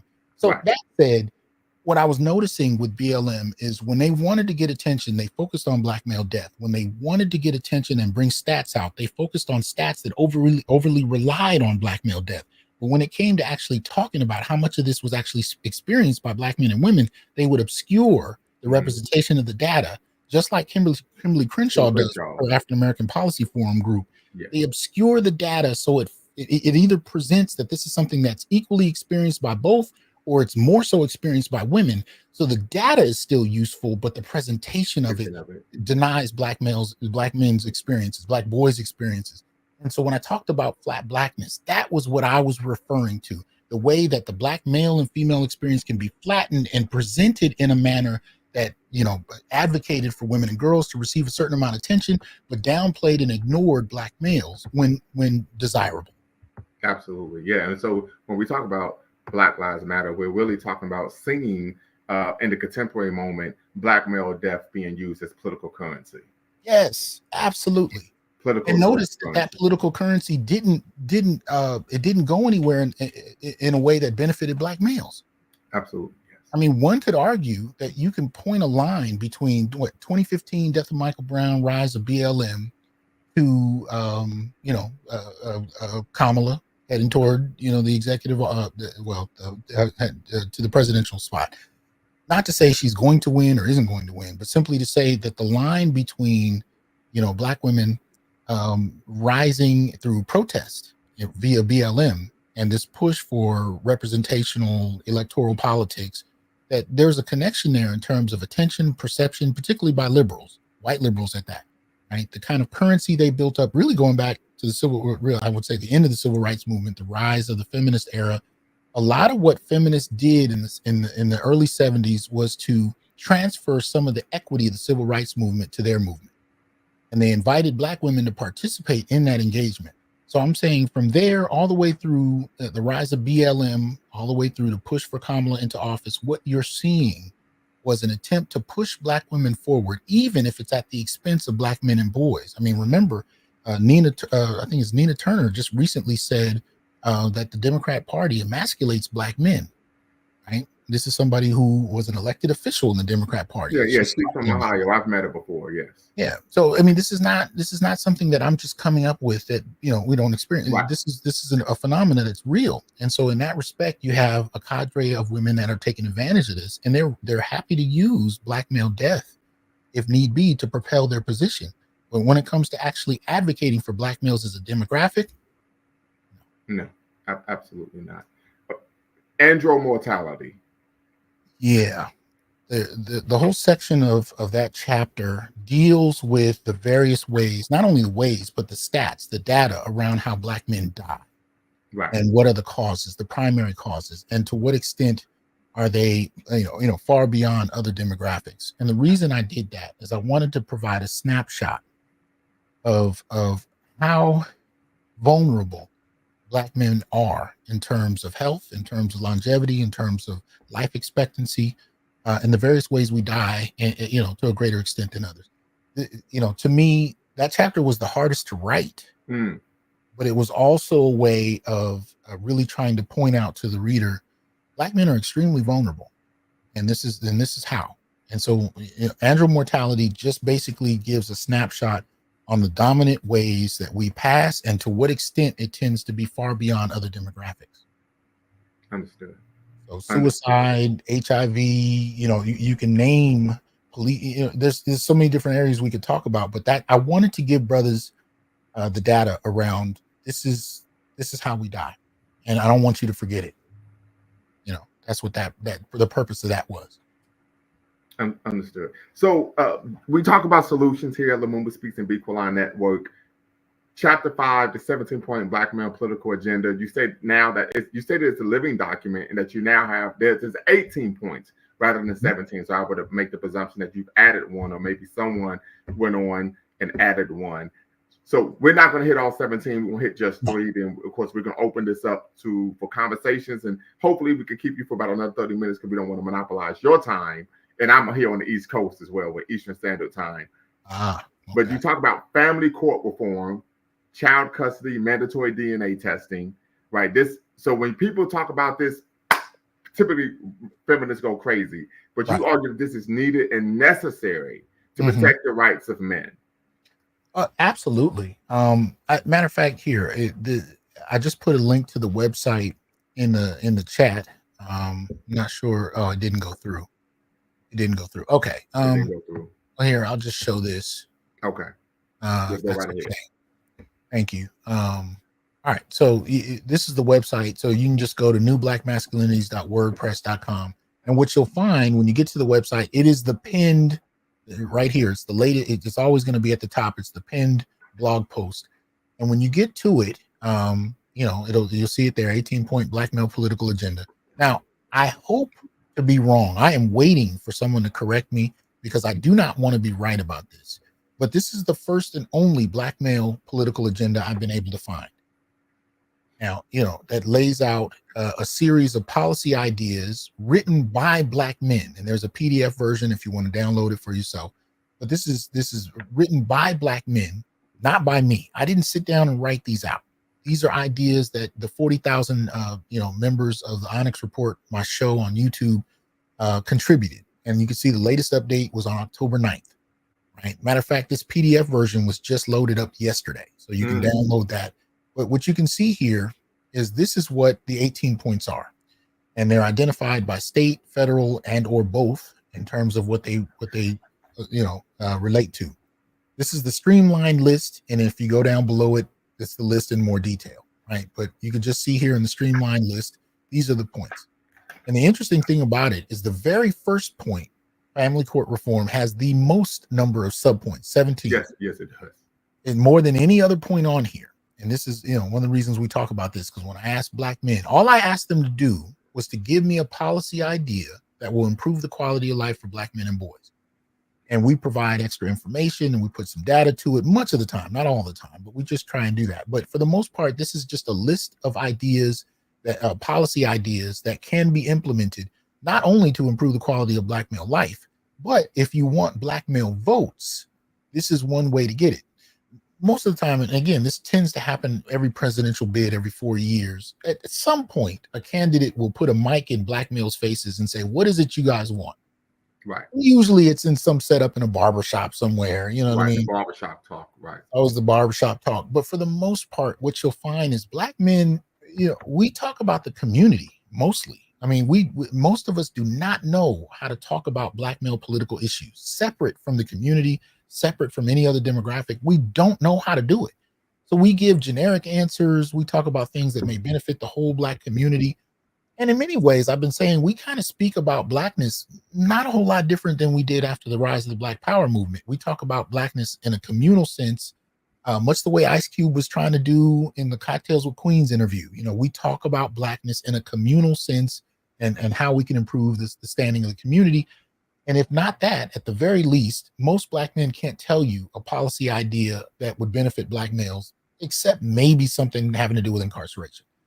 Well, here's a list that I provide for Black men, written by Black men, to say these are all issues that pertain to us in a way that, you might really want to look over, right? So from family court reform, where we talk about mandatory DNA testing at birth, and that's just one of the 17 subpoints. We talk about education. We talk about, you can see it all kind of laid out there. Criminal law reform and law enforcement, intimate partner violence as it relates to Black men, Black male health, targeted business support. So these are all specific ideas laid out by Black men, Black men's right to self-defense. We talk about the latest idea, point 18, that was added after the book, is the false accusation offender registry. Which is basically a list, or should be a nationally accessible registry of people who have laid false claims, most particularly in regard to sexual assault. Yes. Right. they should be on a registry, and there should be some type of social punishment for having done so. Especially if you're a business owner and you're looking to hire people, you want to make sure that you're not hiring somebody that has a record of falsely accusing not only people, Absolutely. but companies. Because the company could then be liable if this person makes an accusation while they're employed. Yes, absolutely. So we think that there should be a false accusation offender registry. So these are the facts. And usually when I tell men stuff like that, it's like, you know what I mean? Like, I mean, I had a conversation with a barber a couple months ago here in Fresno, a real good brother. But he was saying, I don't really think there are any political differences between black men and women. He said, I think we have the same agenda. And I think all of this black male talk is ridiculous. I said, okay. I sent him this list. And I said, all right, if you don't think there's a difference between, black male political interests and black female political interests, I said, go ahead and have this conversation in a room of black women and tell me if you're able to get through the first 3 subpoints of the first point on the agenda. So, I asked him, so we can go down to it. Child custody, we're saying that this should be an automatic 50-50 upon divorce, unless there are circumstances that suggest that one parent should have more or less. It should be an automatic 50-50 child custody arrangement upon divorce. We talk about the presumption of law as far as the 50-50 custody, but okay, so that's the first point is about child custody. The second one is the mandatory paternity testing at birth, right? The third one, reinstituting at-fault divorce standards. We talk about termination of parental obligation. If a woman has the right to choose, a man should have the right to not want to participate in the pregnancy if he doesn't. What you call financial abortion. That was the older term. We updated the term to termination of parental obligation. But we're just saying if women have the right to choose, men should have the right to choose, especially considering that, after the Sex Act, you don't really have any say. But women, when it comes to birth control, they have, technology that allows them, they can use before, during, and after the Sex Act to control a pregnancy. We don't. After the Sex Act, we are completely vulnerable. And that includes if you've had a vasectomy, if you worn a condom, a vasectomy may not take, the condom may break and rip, you never know. At the end of the day, once you've had sex, it is out of your hands. Whereas, women have far more options. So we suggest in that regard that men should have the right to choose. Up to about 6 months after the pregnancy is discovered, the man should be given the right and to decide if he wants to participate, as opposed to having one person decide what's going to happen to you for the next 18 years. You should have a say in that. So at the end of the day, and it's not something that everybody has to agree 100% with, but I guarantee you, for most black men, you're going to find something on this list it's not only going to make you think, but it's going to actually offer a series of ideas that you're probably not going to hear anywhere else, because people don't generally ask black men what their political interests are or what it would take to get their votes. And when they do ask, we often aren't prepared to give a critical answer. So I actually suggest that men read through this, and anything that really strikes out at you, that really hits you, use it, talk about it, suggest it, put it out there, because we believe that instead of just giving our votes away, that black men's votes should be earned. Right. I don't care who the candidate is, black, white, male, female. If you want my vote, this is what my vote requires. And if you're not willing to give me that, then you just can't expect that I'm going to give my vote simply because. And that's, one of the problems that I think black folk are arguing with now in regard to, who to vote for in this next upcoming election. We've been voting Democrat. Black men vote to the second highest degree. You know what? Here, I'm going to send you this in the private chat. Okay. And if you could share it, I'd appreciate it. For some reason, no I'm not problem. able to share it. But there you go. Okay, I got it. Yeah. So when you look at it, as far as the Democrats are concerned, black women vote to the highest degree. We vote to the second highest degree, but black women don't suffer from voter disenfranchisement the way we do. Correct. If you came out of prison, if you've done any time at all, whether or not you're able to vote is up for grabs, depending on the state that you're in and what the policies are. So we suffer from voter disenfranchisement more than any other group, really. But we still vote Democrat to the second highest degree, and many of us don't really even have a requirement for what we should get for our votes, particularly as it relates to black males. Correct. And so we're just suggesting that, hey, this is a list, and this is written by brothers who've gone through it. Most of the points on here is something somebody went through that other brothers could identify with. So again, I didn't write this. I curate it, I archive it, I put it up on this document, and anybody, and you can see, you go to the bottom of it, you can leave you can suggest an idea, you can leave a comment, you can put an idea there, you can email me. I can be found at Fresno State. It's pretty easy to find my email address. But at the end of the day, if you want to propose an idea to add to the agenda, whether it's something separate from the 18 points or it falls under them, you're welcome to do so. And just provide at least 3 to 5 sentences explaining your idea, as well as some links to back your argument, and we'll go from there.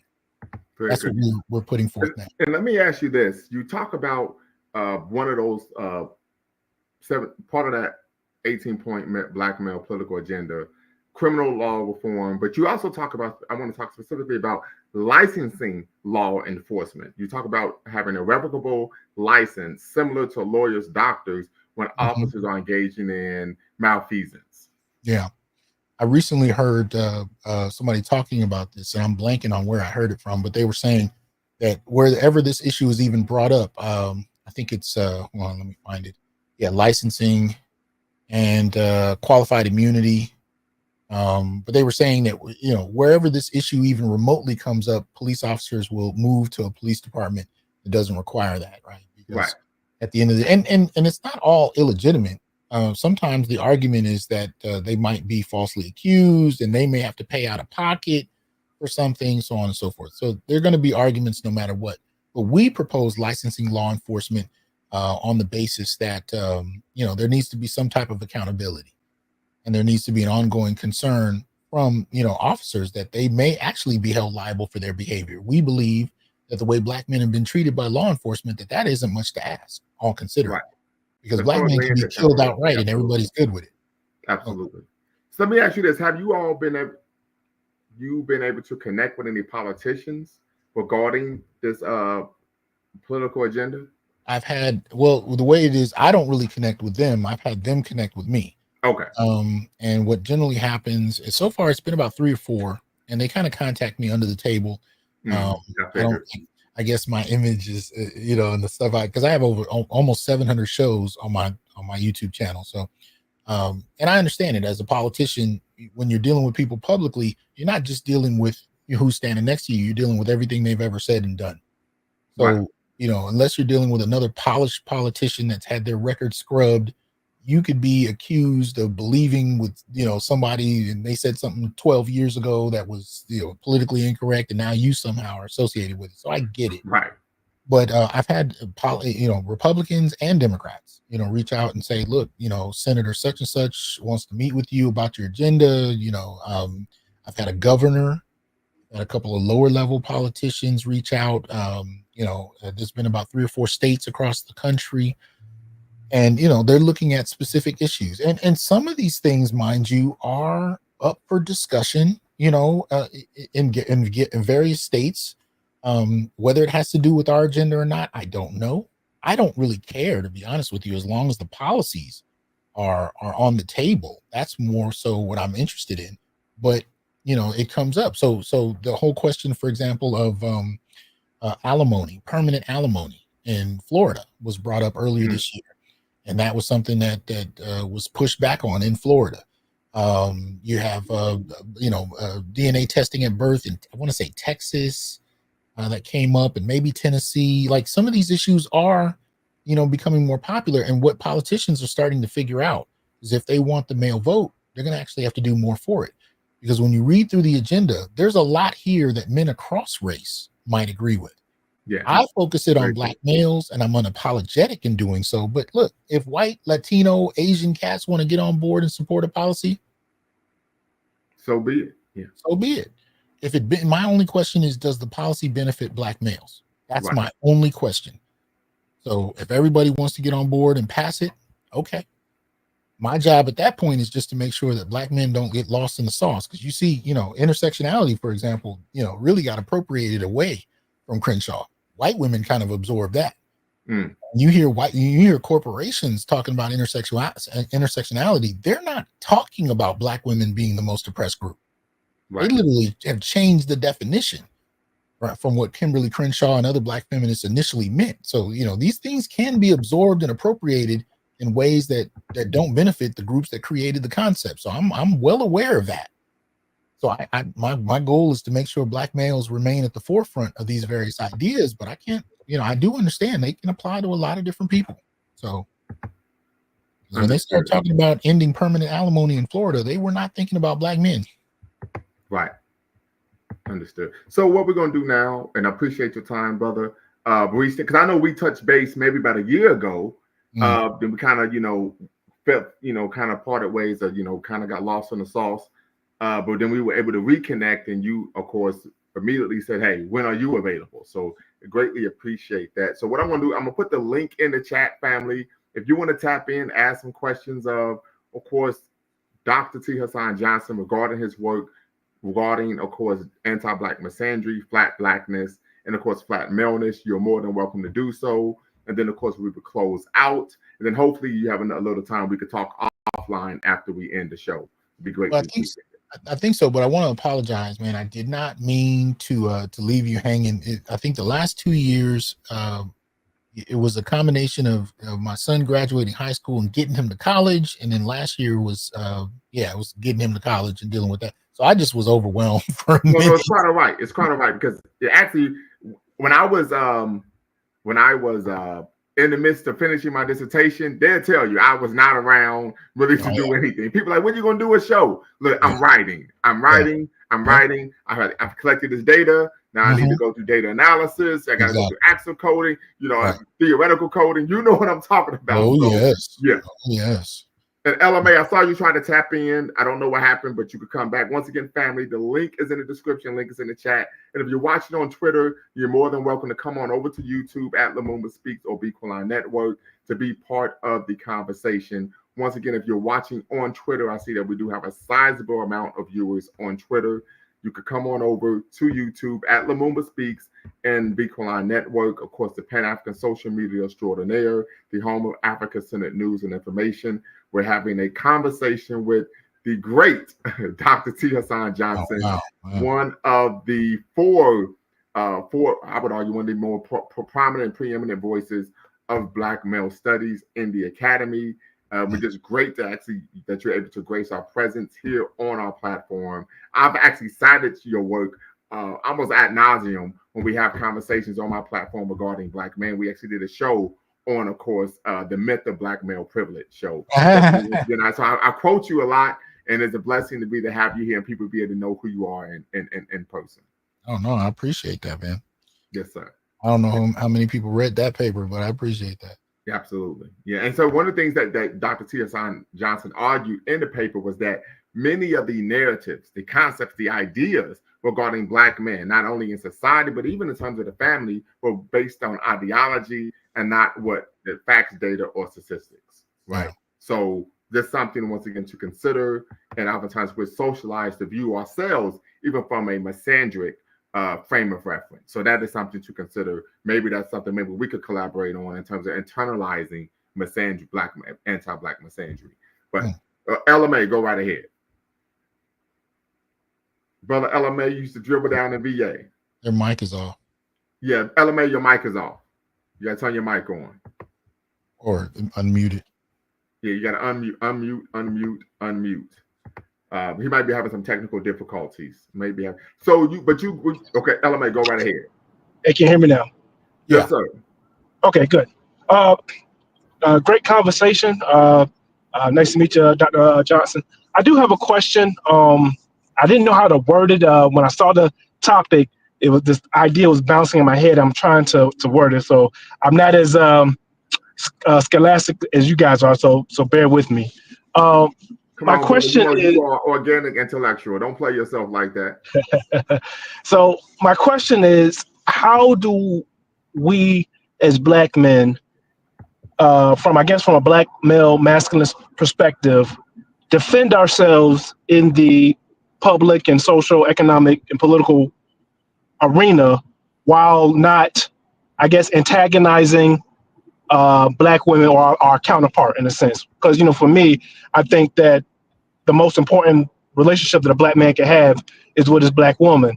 And obviously we've been butting heads for the last couple of, decades, honestly. But I don't want to like paint the whole community with a broad brush that every black man is fighting with every black woman. No, we all, some of us get along, but there is some headbutting. And, it's kind of like if you say something about, like, you may have a general issue, this goes back and forth. You can have a general issue with black men, or a black woman can have a general issue with black men, but as a black man, you're kind of going to, you're going to feel like you get hit with a stray.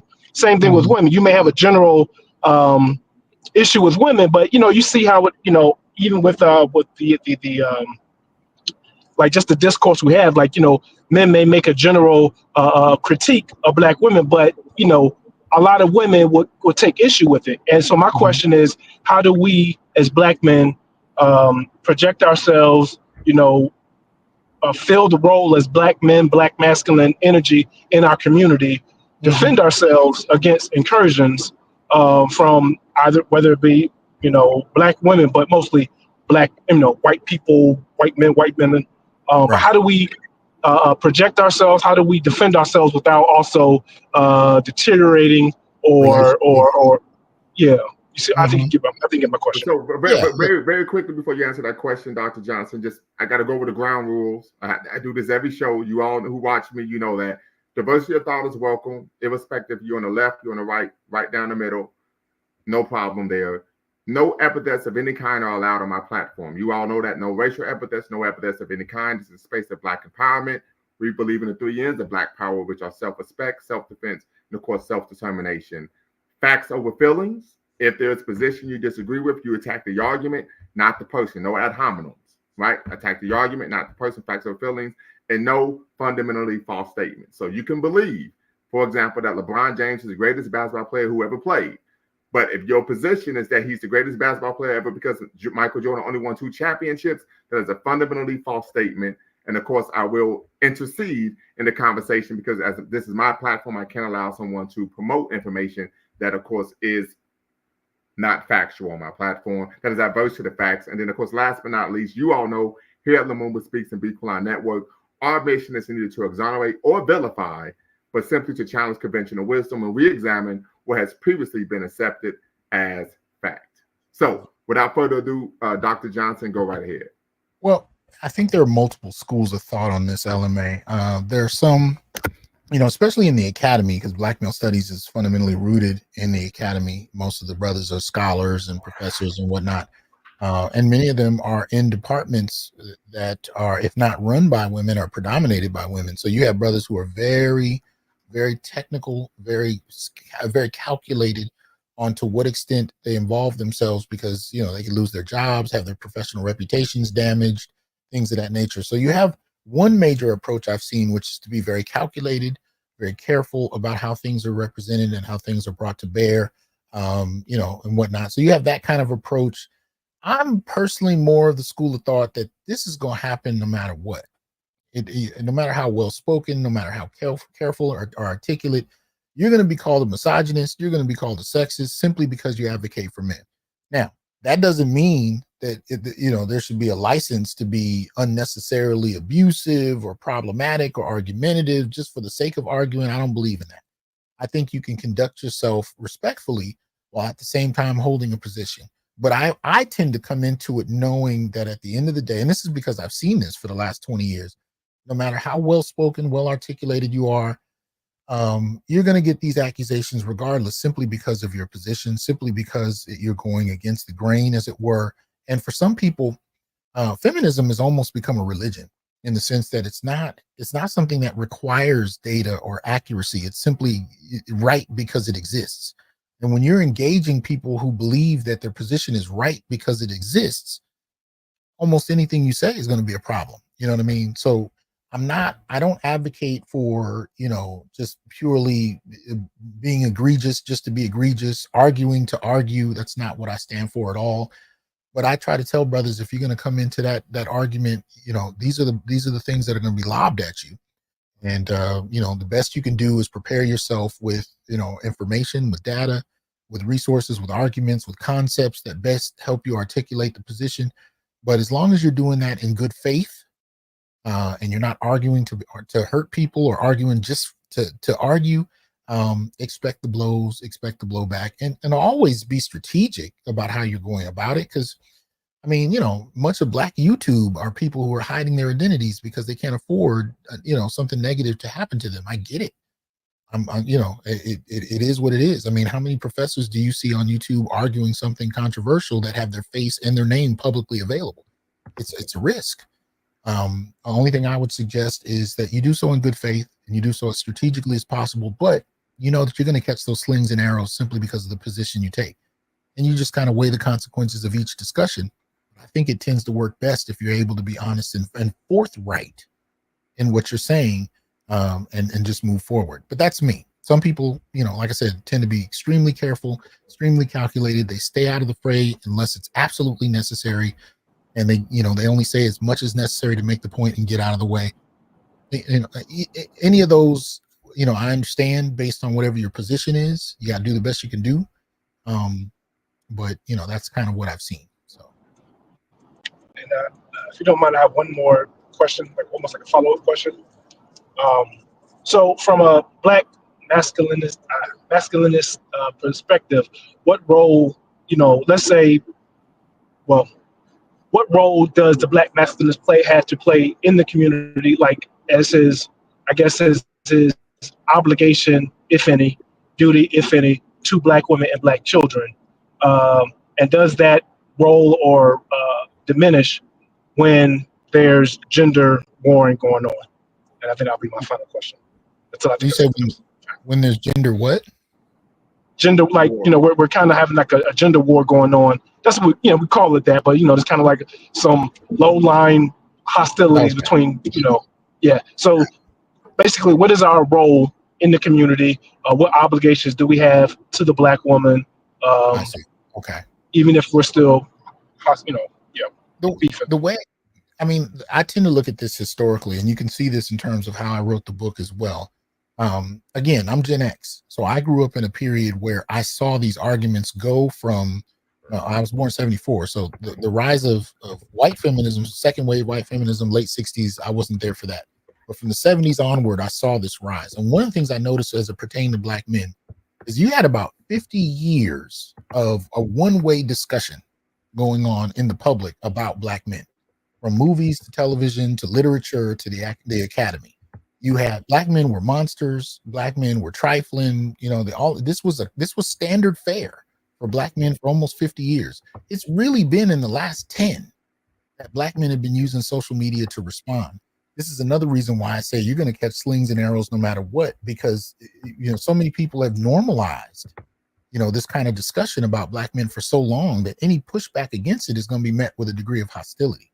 That said, as far as what roles Black men have, what allegiances and connections Black men have to the Black family, I talk about this in the first chapter of the book, where I'm really looking at the Black family itself and what issues we're facing and what questions have to be answered. And for Black men, the question to be answered is whether or not there is an opportunity for healing, for the Black family to heal. And a lot of that is going to depend, in terms of where the discussion is now, on to what extent Black women are actually willing to recognize how they've been used as Trojan horses, most particularly against Black males, but in regards to the Black community in and of itself. That's where the crux of it is. I mean, individual Black men can definitely make statements about their allegiance to Black family and the Black community in general, but then you have Black men that are saying, you know what, I'm going to go find a family elsewhere. And it isn't to say they're looking for non-Black families. And if you've heard of passport bros, you got brothers that are going all over the world, and many of them are going to Africa or the Caribbean or South America to find Afro-Latina wives and girlfriends. It's not just, a lot of people just suggest it's a sex trade. No, it's actually brothers who are looking for wives and significant others.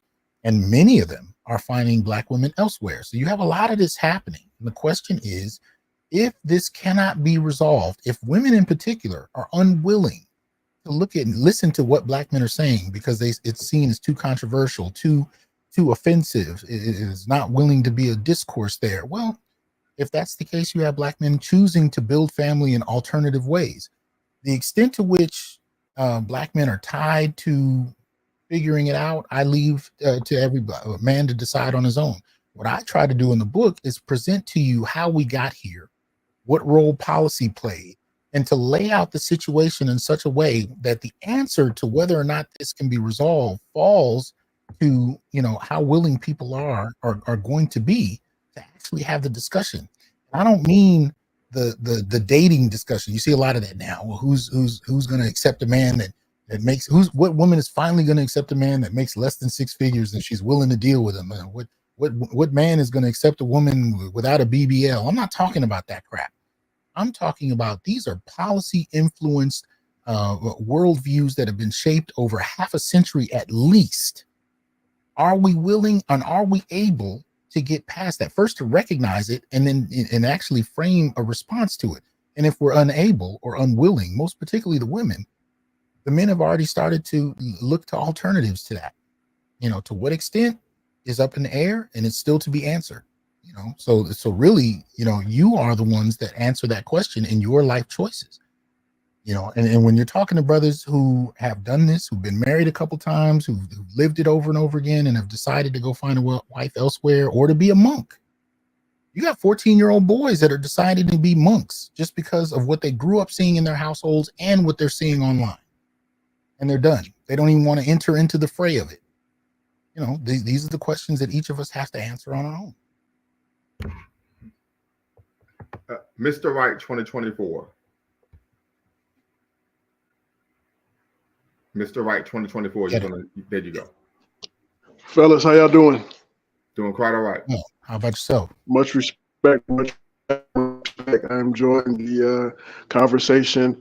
I wanted to add my 2 cents a little bit. I don't know if it was discussed because I chimed in halfway through. I was wondering if anyone noticed that Goldman Sachs has decided to invest, I think it was $10 billion into 1 million Black women. Now, me as a patriarchal Black man, I would ask, why does Goldman Sachs want to invest $10 billion in Black women, not Black men? You're breaking up on us a little bit. Yeah, I think I heard the question though.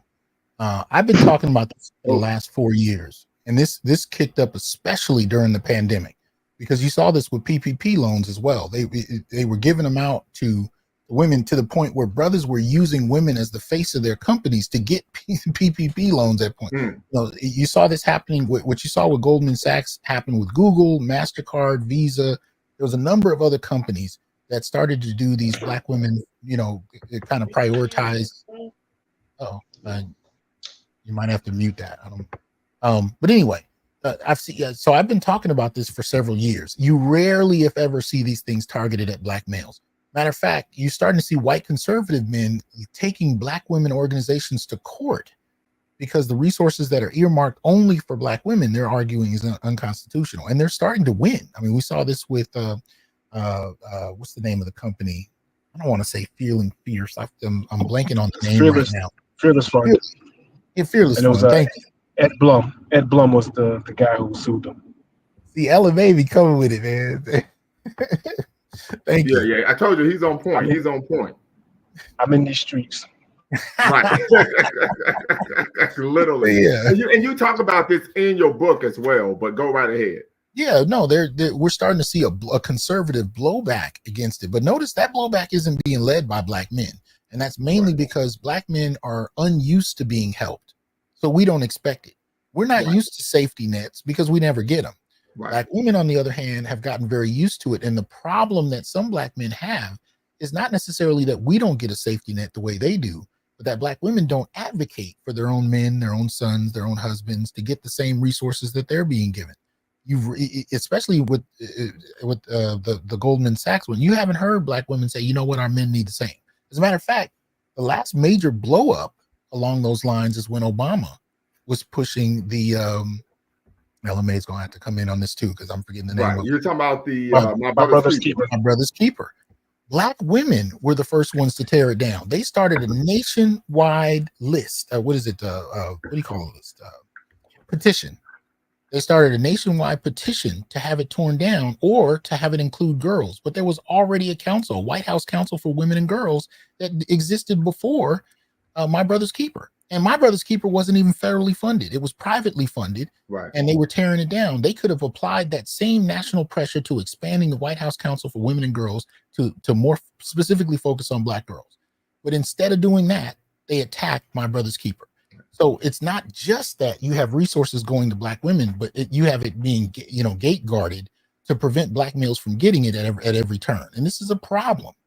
So at the end of the day, when people ask, how is this happening? First of all, Goldman Sachs and no other corporation inherently just cares for Black women. What you have happening is that Black women have a history of college degrees to a greater extent than Black males do. Right about now, we're only a few percentage points off each other.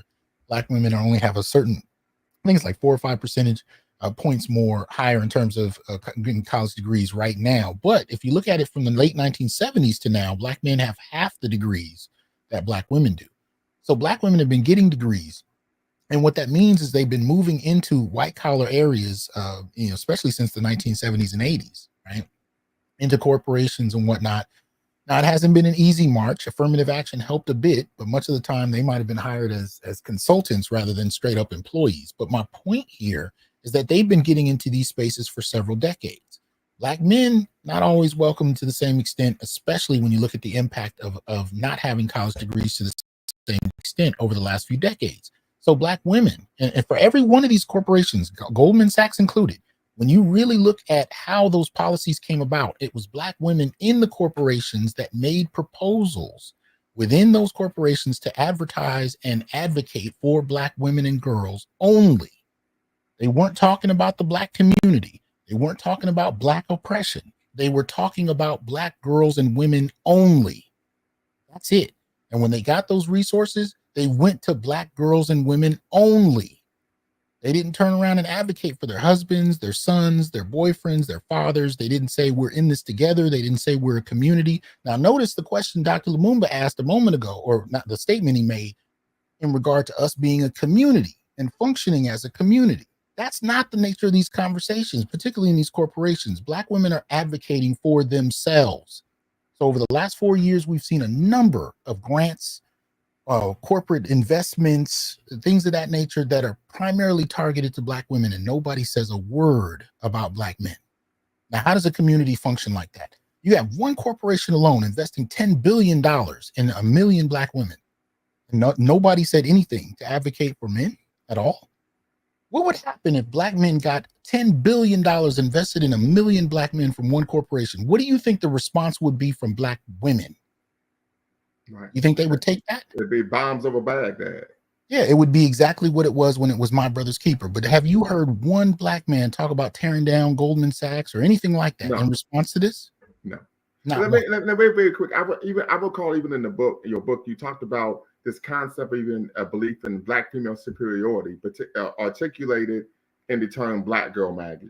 Oh, yeah, I mean the idea. This concept that they're successful in having these achievements because there's something about themselves that's superior or better, special. Yeah. Well, and the difference being, and we can apply this to the Goldman Sachs dynamic, for example, that they're there and they're advocating for each other and they're getting it because they're special.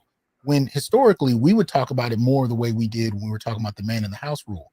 You didn't get welfare because you were special. I mean, the idea of it really came about during World War II when it came to widows who lost their men in war. This is the foundation of a lot of that welfare talk. So it wasn't because you were inherently better that you got those resources and Black men didn't.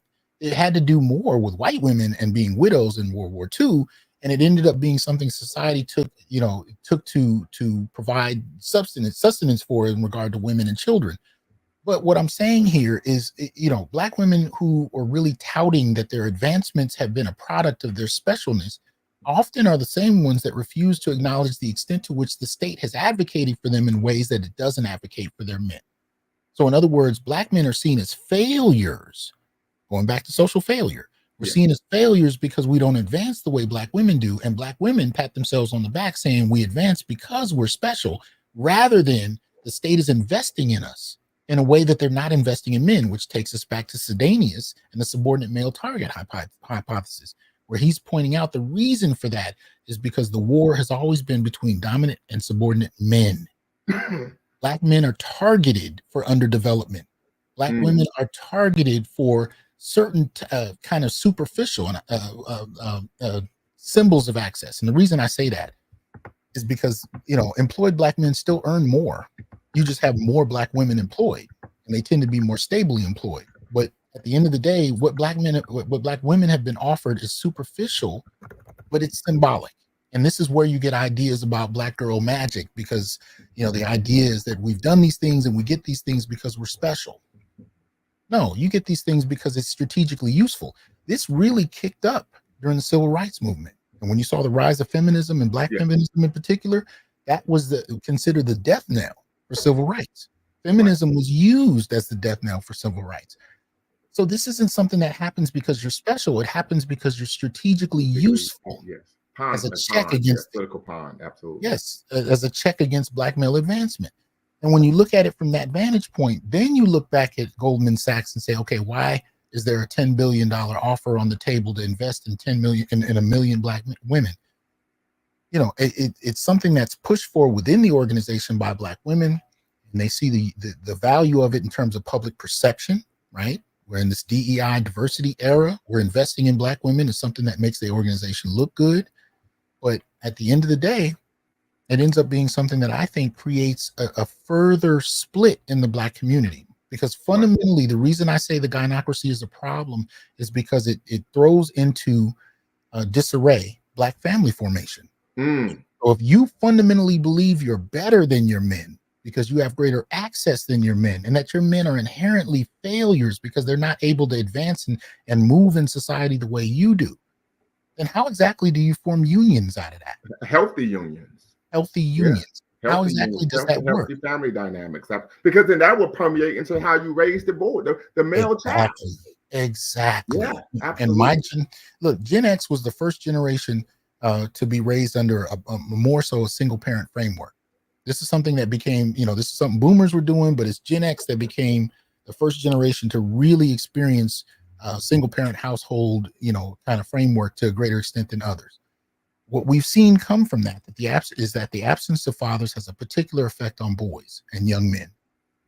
And being able to participate in families, let alone society, is declining in many ways. The girls are being prepared for leadership, being prepared for education. The boys, not so much.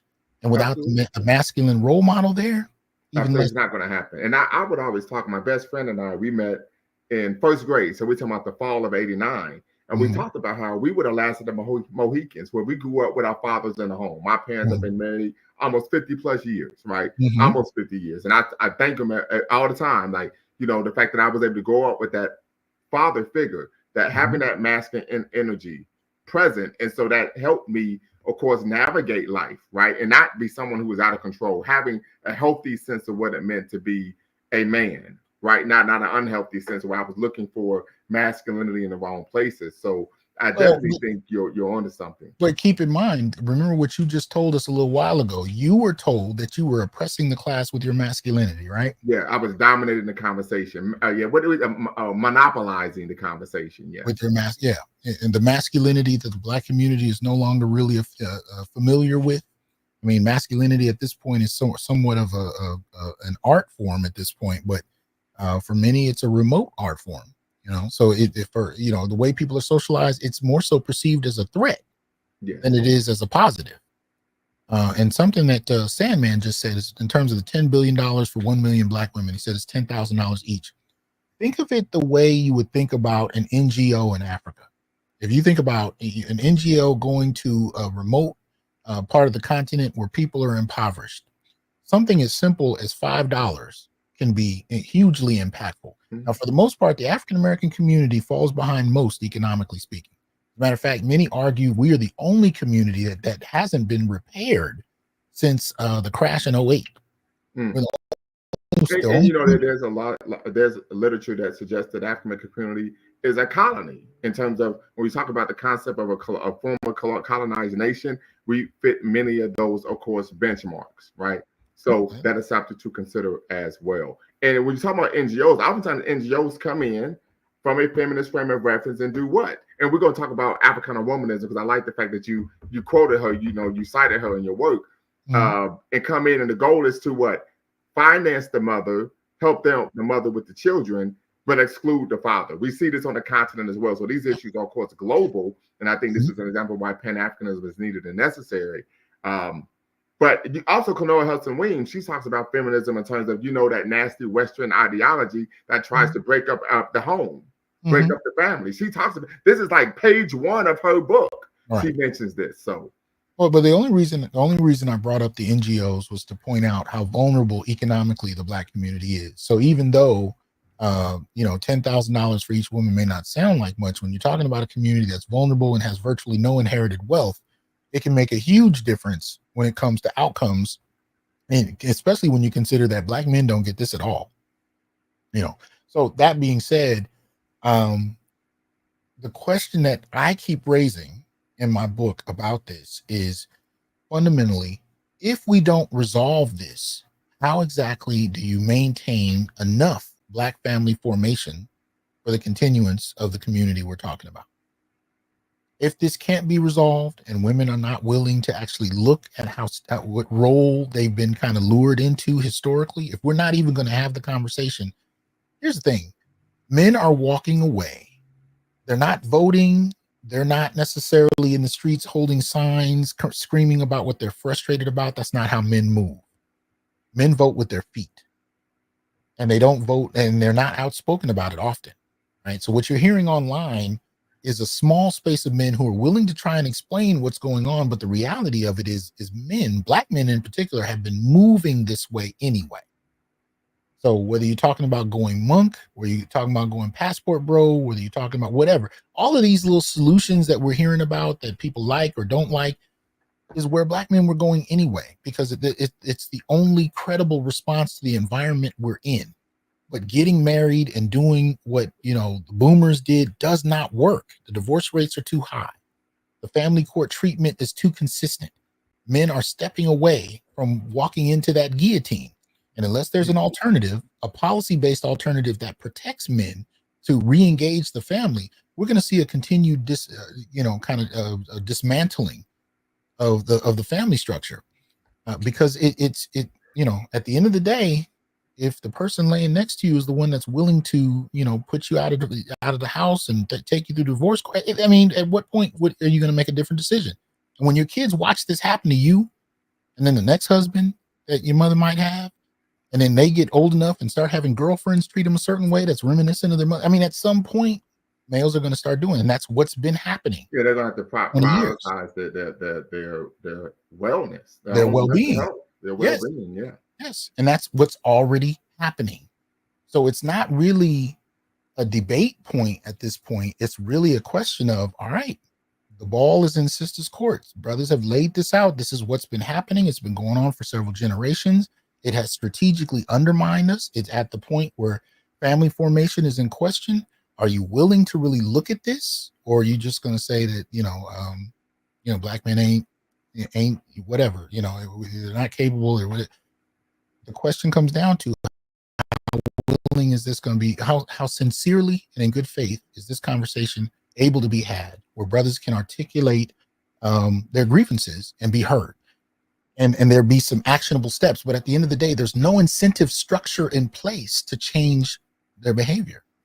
So that said, men either take the chance, they abstain from society, or they look to form families elsewhere. And that's what's happening right now. That's what's happening right now. Absolutely. Brother LMA, any thoughts? Yes. I do have one question.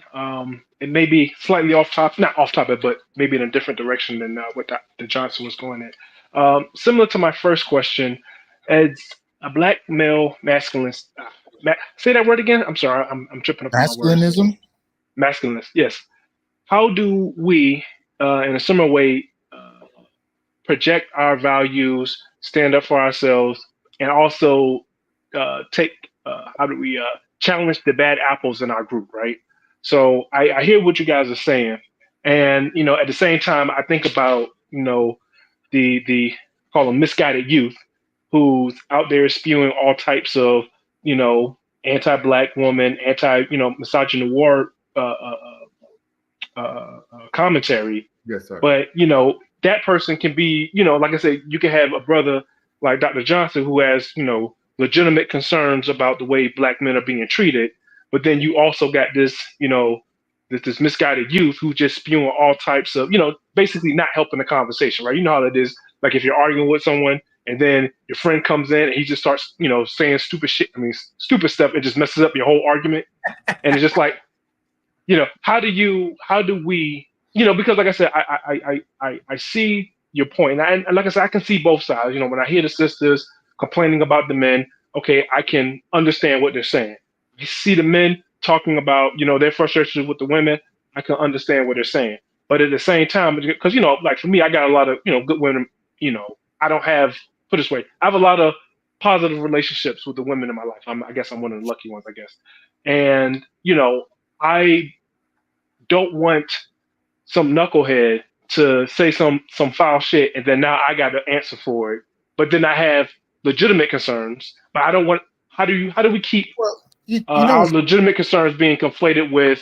Yeah, I hear you. Yeah. Okay. I hear you. No, it's interesting because you talk about the individual women who are good women, and then you're talking about the men who come in and mess up the argument. And I see it the other way in rooms where the men often don't really know what to say, and the women come in with some very problematic things that they've been socialized and programmed with from birth. But first, to address your point before I respond to that, I'll say this much: the only thing you can really do is to model the argument in a manner that you believe to be more effective. I try to remain. I try not to go into an emotional direction where I'm yelling and screaming. I try to keep to the data. I try to keep to the argument and just kind of eliminate the hostility. But I will say at the same time, I understand it. And the reason this is something that his name escapes me. I'm not even gonna try to call it up. But anyway, this is something I've seen where when men finally figure out that they're not crazy and these things actually have a valid argument underneath it, but they didn't know how to articulate it, you're going to get some intense emotion. And this is across race. This is not limited to Black men by any means. It may present itself as emotional and illogical and frustrating and it messes up the argument. But really what you're dealing with a lot of the time are men who are finally figuring out for the first time that they've been lied to and that they're not crazy. Or what's the term people use now? They've been gaslit. You know what I mean? They figure out that they've been gaslit and they are livid because now you're looking at your mother, you're looking at your girlfriend, your sister, you're looking at the women even in your close proximity, and you are in many instances finding out that they have been participating in something that has been a problem for you individually and to the collective of men around you, and yet it's received as acceptable. So there's going to be a lot of frustration, especially as men are finding their footing in this. So I recommend the best thing you can do is model how to put it into a cogent argument and articulate it in an attempt to have an engagement. And hopefully that can be responded to. But I wanted to say also, though, when I talked about a moment ago how we were coming at this differently, what I've been seeing, for example, is you got a 17-year-old sitting in class. And one of the things I'll ask the men, how many of you have a list of requirements for who you date? In the last 10 years, I've not had one male raise his hand and give me a list of requirements on who he dates. Men, men are not asking for Beyonce. Men are not requiring that every woman that they meet has to be a 10. That's not something that I see happening with men. But at the same time, when I ask women, how many of you have a list of requirements for the men? They all raise their hands. They all raise their hands, yes. And when you ask them to articulate their list, the first thing they mention is that he needs to make 6 figures. Now, understand, you could be talking about a first-generation college student whose family has never made more than $35,000 a year.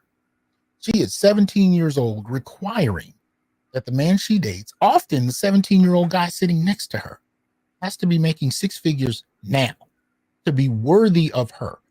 Men are not often making those kind of requirements. So I'm not saying that you can't have good women in your life. I do. I'm not saying that every dude is a jerk when he gets excited, but I am saying I'm responding more to how we've been socialized and programmed. When it comes to dating, mating, and family formation, one of the things that we are dealing with now is a list of requirements that I've been hearing since the 1980s. We're talking 50 years of he needs to make 6 figures. He needs to own his own home. He needs to have, this list of what men need to require to be worthy of dating an average woman. This is one of the fundamental things that men are so frustrated by, because it's not realistic. When you actually look up the percentage of people who even make six figures, and six Like figures what? in the 1980s, 10%? but yeah, six figures in the 1980s was a very different thing than in 2024. I mean, now if you make low six figures, it just means your bills are paid. It doesn't mean you go into the south of France every 6 months to kick it. It's not how that rolls. But when people make it a requirement, when across race you have 8 to 10% of people making that amount, and the average Black family with multiple incomes is usually under 40, if not, at best 50,000. The rates are relatively low when it comes to that. But when you have these unrealistic kind of standards being imposed on Black men in a society where we have very limited wealth and inherited wealth at that, how do you form unions? Well, and I'm gonna tap in very quick, because you're making a great point. Because probably about a year ago, and I don't know, LMA, if you had subscribed to my channel at that time, a sister came on and said, well, we don't have access to wealth. There are a number of historical, contemporary, structural reasons why this is the case. And I said, so what do you want us to do? She said, well, do what white men do. And I said, well, they committed genocide to get that type of power. She said, well, you all need to do the same. Wow. And I said on my channel, I said, this woman is not a friend of Black men. Well, think about it this way. If our grandmothers and great grandmothers required the six figures of their day, would we be here? No. But these are the kind of and the reason I bring this up is not to villainize the one or two women that said these things recently. What I'm saying is that behavior and those set of standards have been normalized in such fashion that a wide variety of women are saying this because they've been programmed with it to do so. You don't hear men talk like that. You don't hear men saying that every woman I meet, she needs to be an 8, 9, or 10, or I ain't gonna deal with her. That's not how that go. That's not how that go. This is not, it's not an even playing field. So you're gonna have frustration from men, especially men who are just now figuring out that they're not crazy, that there has been something going on where, it's not rainwater that's being spilled on your head. It's urine, and at some point it's going to be frustrating to figure that out and first be able to articulate it. But if you can at least model what it means to articulate these issues and do it well, using data, using history, using analyses that merit reflection, hopefully you can change the discussion. But that's where I come from with it. Right, absolutely. And so we're going to stay on for about another 10 minutes, and then of course we're going to let Dr. Johnson come up for air. I have a 5:15 that I need to get to. Okay, so so this will be the last question, because he has a 5:15 class. So last question, Mr. Sandman. Oh, okay, thanks. Yeah, thanks for letting me up there, and it was a great show this evening, and I really enjoyed it. From the doctors, both you and Lumumba and Dr. T. Yeah, so I see like a variety of issues with the situation that we're dealing with here in the United States, and I think our biggest issue is culture. Because being that I was in the military for some time, and I've been around the world a little bit, and got to be involved or go into different communities or different cultures around the world. I noticed one thing that a lot of other cultures possess that we as African Americans in the United States, we don't really possess, is a historical context to know where they come from. So for instance, I was stationed in Korea for 2 years. And in Korea, I know a lot of GIs or army soldiers who wanted to maybe dabble in finding themselves a Korean lady to marry what have you. But in Korean culture, is against their culture for Korean women to marry outside of their own culture, because so really what it is the history, their lineage is more important than anything to them.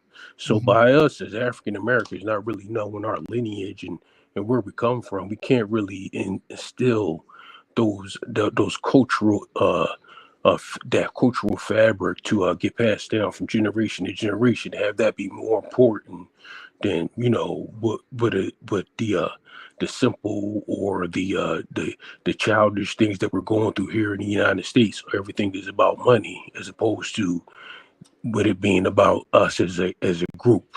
we don't see each other as family. We don't see each other as one group of people. We see each of ourselves as like free agents, trying to get the most out of the Big Apple before our time's up, as opposed to being having a culture be more important than just our own material wants and needs. Well, let me respond to something you were saying. One of the things, because I went to Korea in 94. I was a part of 25 high school, 25 college students brought to kind of smooth over relations with Koreans, because this was right after the uprisings in Los Angeles. So I went out there and got a chance to visit Korea, but I wasn't in the military. But that's when I first learned about the military presence in Korea, American military, and how many brothers were there, and the influence the brothers had. And one of the things I noticed across not only Korea, but a number of other countries where Black men have been going, is that there are starting to be unions and very small communities that are starting to develop in these spaces, even though, as you say, it may be against the culture for women to do this. At a fundamental level, women respond to men, and men respond to women. And if you plot two groups of men and women in a remote space, things are going to start happening. You know what I mean? Across language, across culture, and that kind of thing is happening. But the other thing I'll tell you is that when we start talking about passport bros, this has become something I've heard, that's been popular in the last few years. But the first passport bros I ever met were conscious Black nationalists. I'm telling you, man, the first conscious brothers that I ever met, not conscious brothers, the first passport bros were conscious brothers.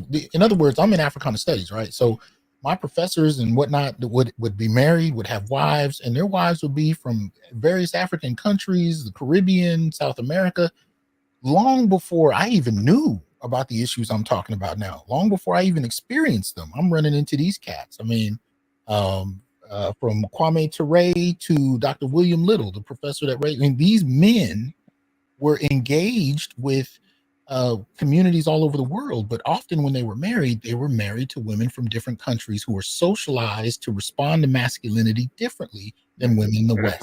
In a positive manner, yes. Yeah, and so even though it's really being torn down as a problem now that men are going elsewhere, the reality of it is the most conscious brothers I ever met in my life had been practicing it for decades.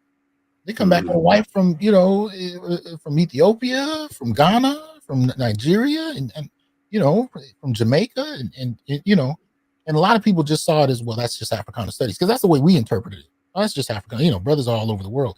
But when I would sit down and get a beer in them and start having conversations, they would start telling you that the things I'm talking about in my book and the things I'm talking about that we deal with here, they went through that for 30 years before they started dating women in other countries.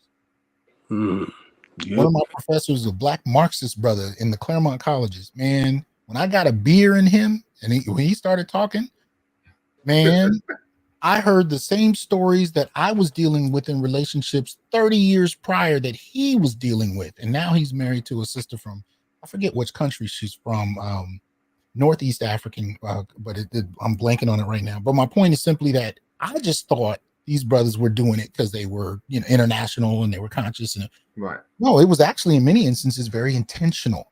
Yes. They went to those other countries looking for wives, and they had 30, and usually had at least one family here in America first. You know what I mean? They had did that young lady's family agree with her marrying a foreigner? Which you talking about the one I mentioned? Wait, which one? The one that went to Africa or Ethiopia? No, oh, you mean did the woman from Ethiopia? Did her family agree? Yes. Yeah, her family agreed, and here's the twist, and you're right in raising this. They agreed primarily because he was American, and the idea was, and this is where I think you're going, and you're correct. The idea was he had money, right? So if he's able to pay, and I've met Muslim brothers, for example, who've married multiple wives from different countries. The idea with those families is that Black men, there's something wrong with Black men from their perspective, and they get it from TV. They get it from movies. They get it from music. Yeah, I know, because I was just in Ghana earlier this year. So, but they're willing to engage you if they think that you're going to be a sort of patriarch that can fund the family. So there is that dynamic. I'm not denying that. I agree with you. But what I'm saying is that, again, if you're in a situation where what you're able to earn here is more than they can earn there. And what they're asking for from you is manageable financially, but you're willing to pay it because of the peace of mind that it brings with the type of woman who's been socialized in a different environment. Fair trade. What's the phrase? Fair trade is no robbery. Fair exchange is no robbery. Yeah, I've heard that term before, or maybe that a willing victim isn't really a victim or something to that effect. No, I mean, families negotiate this all over the world. I mean, whether it's prearranged marriages or just marriage, families will sit down, and this is not something we do in the West, right? We talk about love and romance, but around the world, a lot of marriages can't happen without family approval, and that's dictated by what resources are you willing to bring to bear. So the gentleman I'm speaking about, the professor that I had when I was at the Claremonts, he had to pay a dowry, I believe it was, and he had to support the family over in certain ways. I'd send them a certain amount of money at different points in time. It wasn't anything extreme or crazy. It was something he could afford. But more importantly, he felt the exchange was worth it. You know what I mean? So but at the end of the day, all I'm saying is, options are opening up. And Black men find themselves sought after by women all over the world. And many Black men have ignored it until it got to a point where it was like, I can't keep doing this. I can't, especially after the second or third time you get married, you get divorced, you got kids that hate you, you're on child support, you're dealing with alimony. You get to this point where it's like, I just need a different culture. I can't, it's just not feasible. And this is something even white men were starting to figure out in the last couple of decades. Black men figured it out in the 60s. Marriage rates for Black men went down in the 60s. Even though we're still married to a greater extent than Black women, the marriage rates started to go down for Black men in the 60s. White men didn't start really picking this up till the early 2000s. And they were talking about, I got 3 divorces, 3 families that hate me. I'm paying child support. I'm doing this and that. And I don't know what I did what I was told. I got a job. I support my family. I thought I was being a good husband and father. And these women divorce me and take me to court. But Black men figured this out decades prior. Yeah, we can even talk about maybe another show, weaponizing, fatherhood in terms of, the expectation as a father is that you're going to be a disciplinarian, you're going to provide structure, and oftentimes raising a child in a manner in which they see that as something that is negative, something that is pejorative, that you're disciplining me because you hate me, right? So those are conversations that maybe we could have as well. But I don't want to hold you up, Dr. Johnson. I know you say you got a class that you're about to teach in about 3 minutes. So.